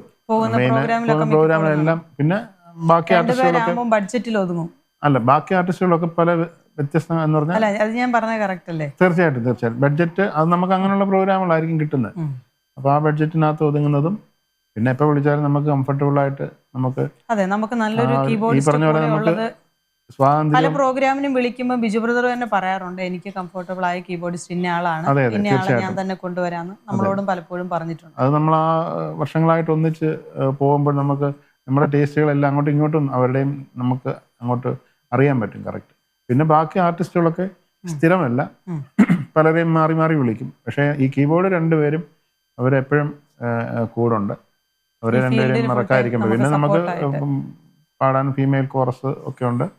അവരെല്ലാവരെയും വേ ടു ലവ് മ്യൂസിക് എന്ന പേരിലാണ് ഇപ്പോൾ ഒരു ടീമുണ്ട്. അങ്ങനെ ടീമിന്റെ പേര് വേ ടു ലവ് മ്യൂസിക്. അപ്പോൾ ആ ടീമിന്റെ ഇതിൽ പ്രോഗ്രാമുകൾ കുറച്ചൊക്കെ ദൈവം തരുന്ന പ്രോഗ്രാമുകളൊക്കെ ചെയ്യുന്നു, പലയിടങ്ങളിലും പോയി പാടുന്നു, ദൈവനാമത്തെ ഉയർത്തുന്നു, അങ്ങനെ കഴിയുന്നു. അപ്പം ടീമും ഞങ്ങളുടെ ടീമിനെയും പ്രത്യേകമായിട്ട് ഇതിനകത്ത് ഒന്ന് ഞാൻ പേരെടുത്ത് പറയുന്നത് അതുകൊണ്ടാണ്. തീർച്ചയായിട്ടും അവർക്കും ദൈവം കൊടുത്തിരിക്കുന്ന വലിയൊരു ടാലന്റ് ആണ് ഈ കീബോർഡ് വായിക്കുക എന്നുള്ളതും. അത് ദൈവനാമത്തിന് വേണ്ടി അവർ നിൽക്കുന്നു എന്നുള്ളത്. അതെ, അവരും എല്ലാം വേറൊരു ജോലിയോ മറ്റു കാര്യങ്ങളോ ഒന്നുമില്ല, അവരെല്ലാം ഈ ഇതുകൊണ്ട് ജീവിതം കഴിയുന്നവരാണ്. ദൈവം വഴി തുറക്കുന്നുള്ളത്. അതെ, അവരെല്ലാം നല്ല പ്രാർത്ഥനയോടും കാര്യങ്ങളോടും നല്ല ഡെഡിക്കേഷനോടുകൂടി ഈ ശുശ്രൂഷയിലായിരിക്കുന്നവരാണ്. നമ്മുടെ പാട്ടുകളെല്ലാം ഇത്രയും ഭംഗിയാക്കി തീർക്കുന്നത് അവരുടെ ആ ഒരു കൂട്ടമായി ഒരുമിച്ച് നിൽക്കുന്നത് കൊണ്ടല്ലേ. അതെ, തീർച്ചയായിട്ടും. ഒരു ഇൻസ്ട്രുമെന്റ് ഇല്ലാതെ പോയാൽ നമുക്ക് അതിന്റെ കുറവ് അറിയാം. അത് തീർച്ചയായിട്ടും അതിനകത്ത് ഏറ്റവും പ്രധാനപ്പെട്ടാണ് കീബോർഡ് ബേസ്. കീബോർഡ് ഇല്ലെങ്കിൽ, കീബോർഡ് ഇല്ലാതെ ഒരു കാര്യം പിന്നെ അങ്ങോട്ട് പോകത്തില്ല. പാട്ടുകളുടെ ഓരോ സ്റ്റെപ്പിലും ഈ മിനിസ്ട്രിയുടെ ഓരോ മുന്നോട്ടുള്ള എല്ലാ യാത്രയിലും ദൈവം നിങ്ങളെ ഒരുമിച്ച് നിർത്തട്ടെ എന്ന് ഞങ്ങൾ പ്രാർത്ഥിക്കുന്നു, ആശംസിക്കുന്നു. ഇത്രയും നേരം അനുഗ്രഹിക്കപ്പെട്ടൊരു സാക്ഷി ഇങ്ങനെ നമ്മുടെ പ്രേക്ഷകർ കേട്ടോണ്ടിരിക്കുകയാണ്. അപ്പോൾ എന്താ പ്രേക്ഷകരോട് പറയാനുള്ളത്? ഇത്രയും വർഷമായി കർത്താവിനെ അറിഞ്ഞു ഇറങ്ങി, പ്രതികൂലങ്ങൾ ഉണ്ടായിരുന്നു, ഒന്നും ഇല്ലെന്നല്ല, എല്ലാം ഉണ്ടായിരുന്നു. പക്ഷെ അതിൻ്റെ എല്ലാം മുകളിൽ കർത്താവിനോട് ചേർന്ന് നിൽക്കാൻ സാധിച്ചു. പ്രേക്ഷകരോട് എന്താ ബിജു ബ്രദറിന് പറയാനുള്ളത്? നമുക്ക് ദൈവം ഒരു കഴിവ് എല്ലാവർക്കും തന്നിട്ടുണ്ട് എന്ന് പറഞ്ഞാൽ അങ്ങനെയുള്ള ജന്മനാ കിട്ടുന്ന ഒരു കഴിവാണ് അല്ലേ. ഇപ്പം എന്നെ ആരും പാടി തന്ന് അങ്ങനെ പഠിപ്പിച്ചാലും ഞാൻ ഓർമ്മ വെച്ച കാലം എന്ന് പറഞ്ഞാൽ പാട്ട് കേട്ടു ഇങ്ങനെ പഠിച്ചു എന്ന് പറയുന്ന പോലെ തന്നെ അങ്ങനെ പാട്ട് തന്നെ ഏത് മേഖലയിലാണെങ്കിലും കഴിവുകൾ ദൈവം തന്നിരിക്കുന്നത്. ഒന്ന് കഴിവിൽ അഹങ്കാരം വന്നു പോയാലാണ് വലിയ പ്രശ്നം വരുന്നത്. കഴിവിൽ അഹങ്കരിക്കാതിരിക്കുക, പൂർണ്ണമായിട്ടും അത് ദൈവത്തിൻ്റെ ഒരു ദാനമാണ്, അത് വലിയൊരു ഗിഫ്റ്റാണ് എന്ന് അറിഞ്ഞുകൊണ്ട് അത് സമൂഹത്തിലെ ഏത് ഇപ്പം ഡാൻസ് ആയാലും പാട്ടായാലും എന്ത് മേഖലയാണെന്ന് പറഞ്ഞാലും അതിലൂടെ മറ്റ് മനുഷ്യർക്ക് അല്ലെങ്കിൽ കാണുന്നവർക്ക് കേൾക്കുന്നവർക്ക് അവരുടെ ജീവിതത്തിൽ ഒരു ആശ്വാസവും സമാധാനവും അതിലൂടെ ലഭിക്കണം. അപ്പം അത് ഈ ജന്മനാ ഉള്ള കഴിവുകൾ ഉള്ളവർ അത് സ്വയം ഈ കാലത്ത് ഇപ്പോൾ ഒത്തിരി മീഡിയകളൊക്കെ ഉള്ളതുകൊണ്ട് പ്രശ്നമില്ല. ഇപ്പോഴത്തെ പിള്ളേരൊക്കെ എന്ന് പറഞ്ഞാൽ അങ്ങനെ പണ്ടത്തെ പോലെ അല്ല. അവർക്ക് നല്ല ജ്ഞാനമുണ്ട്, അറിവുണ്ട്, നല്ല ടാലൻ്റഡ് ആയിട്ടുള്ള പിള്ളേരുണ്ട്. അപ്പോൾ അവർക്ക് അവസരം കിട്ടുമ്പോൾ മാതാപിതാക്കളെ അല്ലെ അവർ പറയുന്നതൊക്കെ അനുസരിച്ച് അവരുടെ സ്നേഹത്തിലും ബഹുമാനത്തിലും നിൽക്കുക. പിന്നെ ഗുരുക്കന്മാരെ ഇതൊരു പ്രോസസ്സാണ്. ഇങ്ങനെ അതനുസരിച്ച് ഇങ്ങനെ കറക്റ്റായിട്ട് പോയി കഴിഞ്ഞാൽ ഏത് മേഖലകളിൽ എത്തണോ. ഇപ്പം നമുക്ക് ഒത്തിരി അനുഭവങ്ങൾ നമ്മുടെ മുമ്പിലുണ്ട്. എങ്ങും എത്തത്തില്ലെന്ന് പറഞ്ഞ് കിടന്നവനെയൊക്കെ ദൈവം ഉയർത്തിക്കൊണ്ട് വന്ന സംഭവങ്ങളുണ്ട്. അപ്പം ആരും നിരാശപ്പെടേണ്ട ഒരു കാര്യമില്ല. ദൈവം അവരവർക്ക് തന്നിരിക്കുന്ന കഴിവിനെ മനസ്സിലാക്കി എനിക്കിതാണ് തന്നിട്ടുള്ളത്. അതിനകത്ത് കുറവും വേണം, കൂടുതലും കാണും. അതിനകത്തൊരു പരിധി ചിലപ്പോൾ ഇത് കാണും. ഇപ്പോൾ എൻ്റെ റേഞ്ചിൽ ചിലർക്ക് റേഞ്ച് ഹൈ റേഞ്ച് നല്ല റേഞ്ചിൽ പാടാൻ കിട്ടും, ലോ റേഞ്ചിൽ പറ്റത്തില്ല. അങ്ങനെയൊക്കെയുള്ള പല പല പ്രശ്നങ്ങളുണ്ട്. പക്ഷേ എന്താണോ ഏൽപ്പിക്കുന്നത് അതിനകത്ത് നിന്ന് മനോഹരമായിട്ട് പാടാനും ചെയ്യാനും കഴിയും എന്നുള്ളത്. അതിങ്ങനെ സോഷ്യൽ മീഡിയ ഇപ്പോൾ ഉള്ളതുകൊണ്ട് ഇപ്പോൾ എല്ലാവർക്കും പാടാനുള്ള അവസരങ്ങളുണ്ട്. ഒന്നിനെക്കുറിച്ചും അങ്ങനെ ഭാരപ്പെട്ട് സ്വയം അല്ലെങ്കിൽ ഇല്ലാതാകാൻ ഒരിക്കലും അത് ഇടയാകരുത്. നമുക്ക് തന്നിരിക്കുന്ന കഴിവിനെ ഇപ്പം ചെടിയെ നട്ട് വളർത്തുന്ന പോലെ ഓരോ ദിവസവും അതിനെ കെയർ ചെയ്യുന്ന പോലെ നമുക്ക് നമ്മുടെ ശബ്ദവും ഇതെല്ലാം ശ്രദ്ധിക്കുക. എന്നായാലും ഒരു ഉയർച്ചയുണ്ട്. ഈ മരം ഉയർന്ന് പൊങ്ങി വളർന്നു വരുന്നത് പോലെ ബൈബിളൊരു വചനമുണ്ടല്ലോ അല്ലേ, വൃക്ഷമായിരുന്നതിലൊരു പ്രത്യാശയുണ്ട് ഇല്ലേ, അതിനെ വെട്ടിയാൽ പിന്നെയും കിളിർക്കുമെന്നൊരു ഇതുണ്ട് എന്ന് പറഞ്ഞ പോലെ തന്നെ എന്ത് പ്രതിസന്ധിയും പ്രതികൂലങ്ങളും ജീവിതത്തിൽ വന്നാലും ദൈവം കൂടെ ഉണ്ടെങ്കിൽ അതിനൊരു നല്ലൊരു റിസൾട്ട് കാണുവാനായിട്ട് കഴിയും. അത് ഏത് മേഖലയിൽ നിൽക്കുന്നവരാണെന്ന് പറഞ്ഞാലും, സെക്കുലറിലാണെന്നോ എന്തോന്ന് പറഞ്ഞാലും, വിശ്വാസം നിൽക്കുന്നവർ കഴിവ് ഉള്ളവരാണെന്ന് പറഞ്ഞാൽ ഇല്ലാത്തവരാണെന്ന് പറഞ്ഞാലും പൂർണ്ണമായിട്ടും ദൈവത്തിൽ. അത് മാത്രമേ എനിക്ക് പറയാനുള്ളൂ. ദൈവത്തോട് പരാതി ഒന്നും പറയേണ്ട കാര്യമേ ഇല്ല. കാര്യം ഇത്രയൊക്കെ ദൈവം നടത്തുന്നില്ല. അതെ, നമുക്ക് അവസരങ്ങളുടെ പറഞ്ഞ പോലെ തന്നെ സോഷ്യൽ മീഡിയ നമുക്കൊരു ചർച്ചിൽ അവസരങ്ങൾ ഇന്നല്ലെങ്കിൽ നാളെ ഒരു മുഖാന്തര ദൈവം ഒരുക്കും. നമ്മുടെ ദൈവം മുഖാന്തരങ്ങളുടെ ദൈവം അല്ലെ. നമ്മൾ ബൈബിൾ വായിച്ചു നോക്കിയാലും എല്ലാം ഓരോ മുഖാന്തരങ്ങളിലൂടെ ഓരോരുത്തരെ ദൈവം കണക്ട് ചെയ്ത് ഇന്നാർക്ക് ഇന്നാര് കാണും, ഇന്നാരെ അയച്ചു, അങ്ങനെ നമ്മൾ വായിക്കുമ്പം എന്ന് പറഞ്ഞ പോലെ എല്ലാവരുടെയും ജീവിതത്തിൽ ഒരു മുഖാന്തരം ഉണ്ടാകും. അത് നമ്മൾ അറിയാത്ത വ്യക്തിയായിരിക്കാം, നമ്മൾ കാണാത്ത വ്യക്തിയായിരിക്കാം. എത്ര ആൽബങ്ങൾ ബ്രദറിന് ഇറക്കാൻ പറ്റി മൊത്തം? ഇപ്പോഴും ചെയ്യുന്നുണ്ടല്ലേ ആൽബത്തിന്റെ വർക്ക്? ഇപ്പോഴും ചെയ്യുന്നുണ്ട്. കൂടുതലും അതിലാണെന്ന് തോന്നല്ലേ? ഇപ്പോഴും കൂടുതൽ ആൽബം, പിന്നെ ഇടയ്ക്കിടയ്ക്ക് മറ്റേ കല്യാണത്തിന്റെ കൊയർ പ്രോഗ്രാംസ് ഒക്കെ ഉണ്ട്. വേറെ ഇൻസ്ട്രുമെന്റ്സ് എന്തെങ്കിലും? ഇല്ലില്ല, ഒന്നുമില്ല. പാട്ട് തന്നെ, ഒന്നും വായിക്കത്തില്ല, ഒന്നും ഇത് ചെയ്യത്തില്ല. എല്ലാം കേട്ടറിവ് ഒരു സൗണ്ടാണ്. അത് വലിയൊരു ഭാഗ്യമാണ്. അത് ദൈവരാജ്യത്തിനും പ്രയോജനമാണ്. ആ എടുത്തൊരു തീരുമാനത്തെ തീർച്ചയായിട്ടും നമ്മൾ മാനിക്കുന്നു തന്നെ പറയണം. കാരണം തിരിച്ചു പോകുന്നില്ല എന്നൊരു തീരുമാനം. എന്തെല്ലാം പ്രതിസന്ധികൾ വന്നു, ബുദ്ധിമുട്ട്, ദാരിദ്ര്യം, കഷ്ടപ്പാട്, നിന്ദകളും പരിഹാസങ്ങളും എല്ലാം, ഇതിന്റെ എല്ലാ ഇടയിൽ ദൈവം അത്ഭുതകരമായാണ് ഈ 39 വർഷം നഷ്ടങ്ങള് അവസരങ്ങളൊക്കെ പോകുന്നു ഓർത്ത് നമ്മൾ ഭാരപ്പെട്ടിട്ടില്ല. കർത്താവ് പിറ്റേ ദിവസം വഴി തുറന്നിട്ടുണ്ട്. വലിയ അനുഗ്രഹമായിരിക്കും ഞാൻ വിശ്വസിക്കുന്നു ഈ ഒരു ടെസ്റ്റിമണി കേൾക്കുന്ന അനേക കുട്ടികൾക്കും അവരുടെ മാതാപിതാക്കൾക്കും. കാരണം നമ്മുടെ കുഞ്ഞുങ്ങളൊന്നും ആയില്ല, എൻ്റെ കുഞ്ഞിങ്ങനെ ഒരു അവസരമില്ലല്ലോ, എൻ്റെ കുഞ്ഞ് പാടുമോ എന്നൊക്കെ ചിന്തിച്ച് പാടാനൊരു അവസരമില്ലോ എന്നൊക്കെ ചിന്തിച്ചിരിക്കുന്ന ഒരുപാട് മാതാപിതാക്കളൊക്കെ ഇത് കാണുന്നുണ്ട്. പക്ഷെ അവർക്കും എല്ലാം ദൈവം ഒരു സമയം വെച്ചിട്ടുണ്ട്. പക്ഷെ തീരുമാനത്തിൽ ഉറച്ചു നിൽക്കണം, പിന്മാറിപ്പോകാതെ. പിന്നെ ബ്രദർ നേരത്തെ പറഞ്ഞ പോലെ അഹങ്കരിക്കരുത്. ഏത് മേഖലയാണെങ്കിലും നമ്മൾ കഴിവുകൾ ഉണ്ടെന്ന് പറയുമ്പോൾ നമുക്കറിയാതെ അഹങ്കാരം കയറി വരും. അതെ അതെ, നമുക്ക് എല്ലാവർക്കും, എനിക്കും ഉണ്ട് അഹങ്കാരം. പക്ഷെ ആ അഹങ്കാരത്തെ മനസ്സിലാക്കി അഹങ്കാരമാണ്, നീ പറയുന്ന അഹങ്കാരമാണ്, അല്ലെങ്കിൽ ചെയ്യാൻ പോകുന്ന, അല്ലെ അടുത്ത നിമിഷത്തിൽ ചിന്തിക്കാൻ പോകുന്നത്, അത് അഹങ്കാരമാണെന്ന് നമ്മുടെ ഉള്ളിൽ പറയുമല്ലോ, ദൈവം തോന്നിപ്പിക്കുമല്ലോ. അന്നേരം അതിനെ അടിച്ചങ്ങ് ഒതുക്കുക എന്ന് മാത്രമേ ഉള്ളൂ. ഇതെല്ലാം നമുക്കുണ്ട്, അസൂയയും എല്ലാം നമ്മുടെ ഉള്ളിലുണ്ട്. അതിനെ പുറത്തെടുക്കാതിരിക്കേണ്ടതെന്ന് പറഞ്ഞാൽ അത് ദൈവത്തിന്റെ കൃപയുണ്ടെങ്കിൽ മാത്രമേ പറ്റത്തുള്ളൂ. എല്ലാ മനുഷ്യർക്കും അസൂയയും ഈ ഈഗോയും അതെല്ലാം ഉണ്ട്. അത് മനുഷ്യനാണെങ്കിൽ അതുണ്ട്. അത് ലോകത്തിലായിരിക്കുമ്പോ ഇതെല്ലാം നമ്മളെ ഇടയ്ക്കിടയ്ക്ക് ഇങ്ങനെ ഒന്ന് ഇളക്കിക്കൊണ്ടിരിക്കും. നമുക്ക് തോന്നും, അയ്യോ എനിക്ക് ഇല്ലല്ലോ, എനിക്ക് പ്രോഗ്രാം ഒന്നും ഇല്ലല്ലോ, അവൻ അത്ര ഇതായി വരും. പക്ഷെ കുറച്ച് കഴിയുമ്പോൾ നമ്മൾ ദൈവത്തോട് തന്നെ പറയും, കർത്താവേ നീ എനിക്ക് ഒരുക്കിയിട്ടുണ്ട്, നീ എനിക്ക് വേണ്ടി കരുതും. നമ്മൾ തന്നെ പറഞ്ഞ് ആശ്വസിക്കുക. നമ്മൾ തന്നെ നമ്മുടെ ഉള്ളിൽ നമ്മുടെ മനസ്സിനോട് നമ്മൾ ഇത്രയും നാള് നിന്നു എന്ന് പറയുന്നത് വലിയ അത്ഭുതമാണ്. അത്ഭുതം എന്ന് പറഞ്ഞാൽ അത്ഭുതം തന്നെയാണ്. അതുകൊണ്ട് ഞാൻ പറഞ്ഞു വലിയ നേട്ടങ്ങളൊന്നും അല്ല. പക്ഷെ സാമ്പത്തികത്തിന്റെ കാര്യം അങ്ങനൊന്നും അല്ല, അങ്ങനെ ഒരു ഇതല്ല. സാമ്പത്തികത്തിന്റെ അങ്ങനെ സമാധാനം ഉണ്ട് തീർച്ചയായിട്ടും. നമുക്ക് എന്തോ എനിക്ക് പ്രയാസങ്ങൾ, എന്തോ വിഷമങ്ങൾ, ജീവിതത്തിൽ എന്തോ പ്രശ്നം വന്നാലും ഈ പാട്ട് ഒരു വരി എങ്കിലും മൂളാൻ പറ്റുന്നെങ്കിൽ അതെന്റെ ജീവിതത്തിൽ വലിയ ആശ്വാസമാണ്. അത് ജീവിതത്തിൽ ഒത്തിരി എന്നെ മുൻപോട്ട് പോകാൻ നയിച്ച് അതെല്ലാം നമ്മുടെ ദൈവവചനങ്ങളാണല്ലോ ഈ പാട്ടായിട്ട് എല്ലാം വരുന്നത്. അപ്പം പാട്ടിലൂടെ ആ വചനങ്ങൾ ആശ്വസിക്കാൻ കഴിയുന്ന ഒരു വലിയ കാര്യമാണ്. അങ്ങനെ മുൻപോട്ട് പോവുകയാണെങ്കിൽ ഒരു പ്രശ്നമില്ലാതെ പോകാൻ പറ്റും. ഞങ്ങളും പ്രാർത്ഥിക്കുന്നു ഈ ഒരു ടെസ്റ്റിമണി അനേകർക്ക് അനുഗ്രഹമായിരിക്കും. ഇനി അങ്ങോട്ടുള്ള യാത്രയിലും ദൈവം ഒരുപാട് കാര്യങ്ങൾ ചെയ്യാൻ ഇനിയും ഓടിയേക്കാൾ കൂടുതൽ ദൈവം അവസരം തരട്ടെ ഞങ്ങളും പ്രാർത്ഥിക്കുന്നു. ഇതിൻ്റെ ഇടയ്ക്ക് ഞാൻ പറഞ്ഞല്ലോ, നമ്മുടെ ഈ ബൈബിളിലെ പുസ്തകങ്ങളൊക്കെ ഞാനൊന്ന് ഇത് ചെയ്തായിരുന്നു.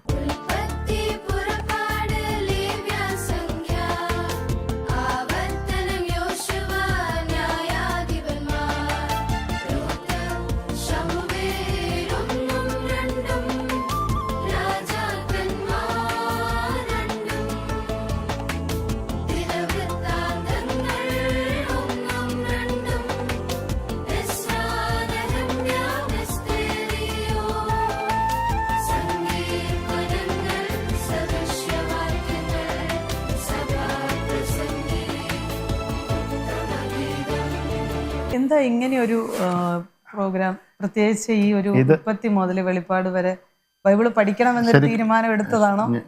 ഞാൻ വിശ്വാസി വന്നതിന് ശേഷം അത് കഴിഞ്ഞ് വീട്ടിലെ കൂട്ടായ്മകൾക്കൊക്കെ പോയിരിക്കുമ്പോൾ ബൈബിൾ കൊണ്ട് പോകും. അതുവരെ ബൈബിൾ കൊണ്ട് നമ്മൾ പോയിട്ടില്ല. പള്ളിയിൽ പോയെങ്കിലും ഭർത്തമാലാന്തപ്പം പോകുന്നെങ്കിലും സങ്കീർത്തനമൊക്കെ വായിച്ച് ഇങ്ങനെ ഒതുങ്ങി അങ്ങനെ ഇരിക്കുന്നത്.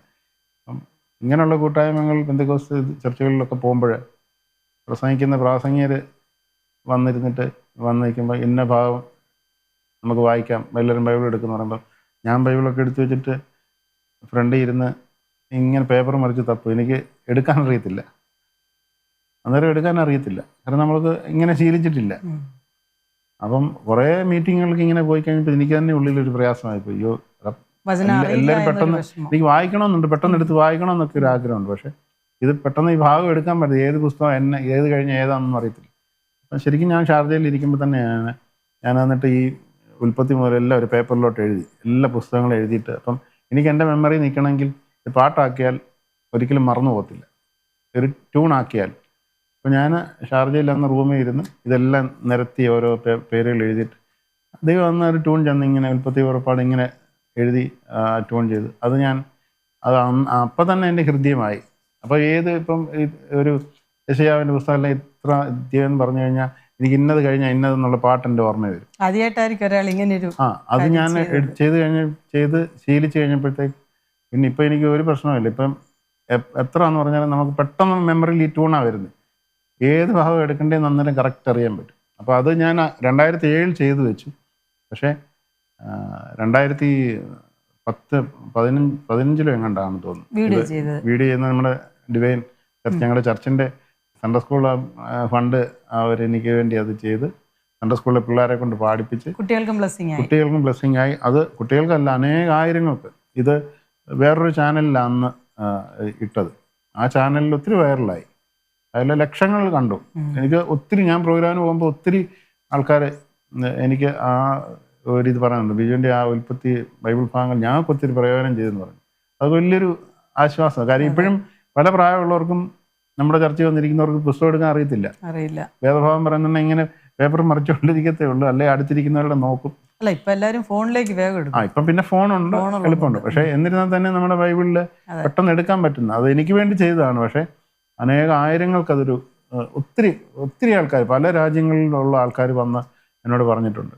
വലിയൊരു ബ്ലെസ്സിങ് ആയിരുന്നു. ഞങ്ങളുടെ ഈ കഴിഞ്ഞിടയ്ക്കും എന്നോട് വന്ന് പറഞ്ഞു, ഞങ്ങളുടെ കൊച്ചു പിള്ളേർ ഇപ്പം ബൈബിളിലെ ഈ പാട്ട് കാണാപ്പാടമാണ്, പക്ഷെ അവർ പെട്ടെന്ന് ഒരു വചനം പറഞ്ഞു കഴിഞ്ഞാൽ ഒരു പുസ്തകം എടുക്കുന്നത്, ഏത് ഭാഗമാണെന്നുള്ളത് തപ്പിയെടുക്കും. അതിനിത് ഒത്തിരി അവർക്ക് ഉപകാരപ്പെട്ടുന്നത്, അതൊരു വലിയ സന്തോഷമാണ്. എനിക്ക് പഠിക്കാൻ വേണ്ടി ചെയ്തതാണെങ്കിലും എൻ്റെ സഭ അതിനൊരു ഇനിഷ്യേറ്റീവ് എടുത്ത് അത് ഒരു വീഡിയോ ആക്കണമെന്നുള്ള തീരുമാനമെടുത്തു.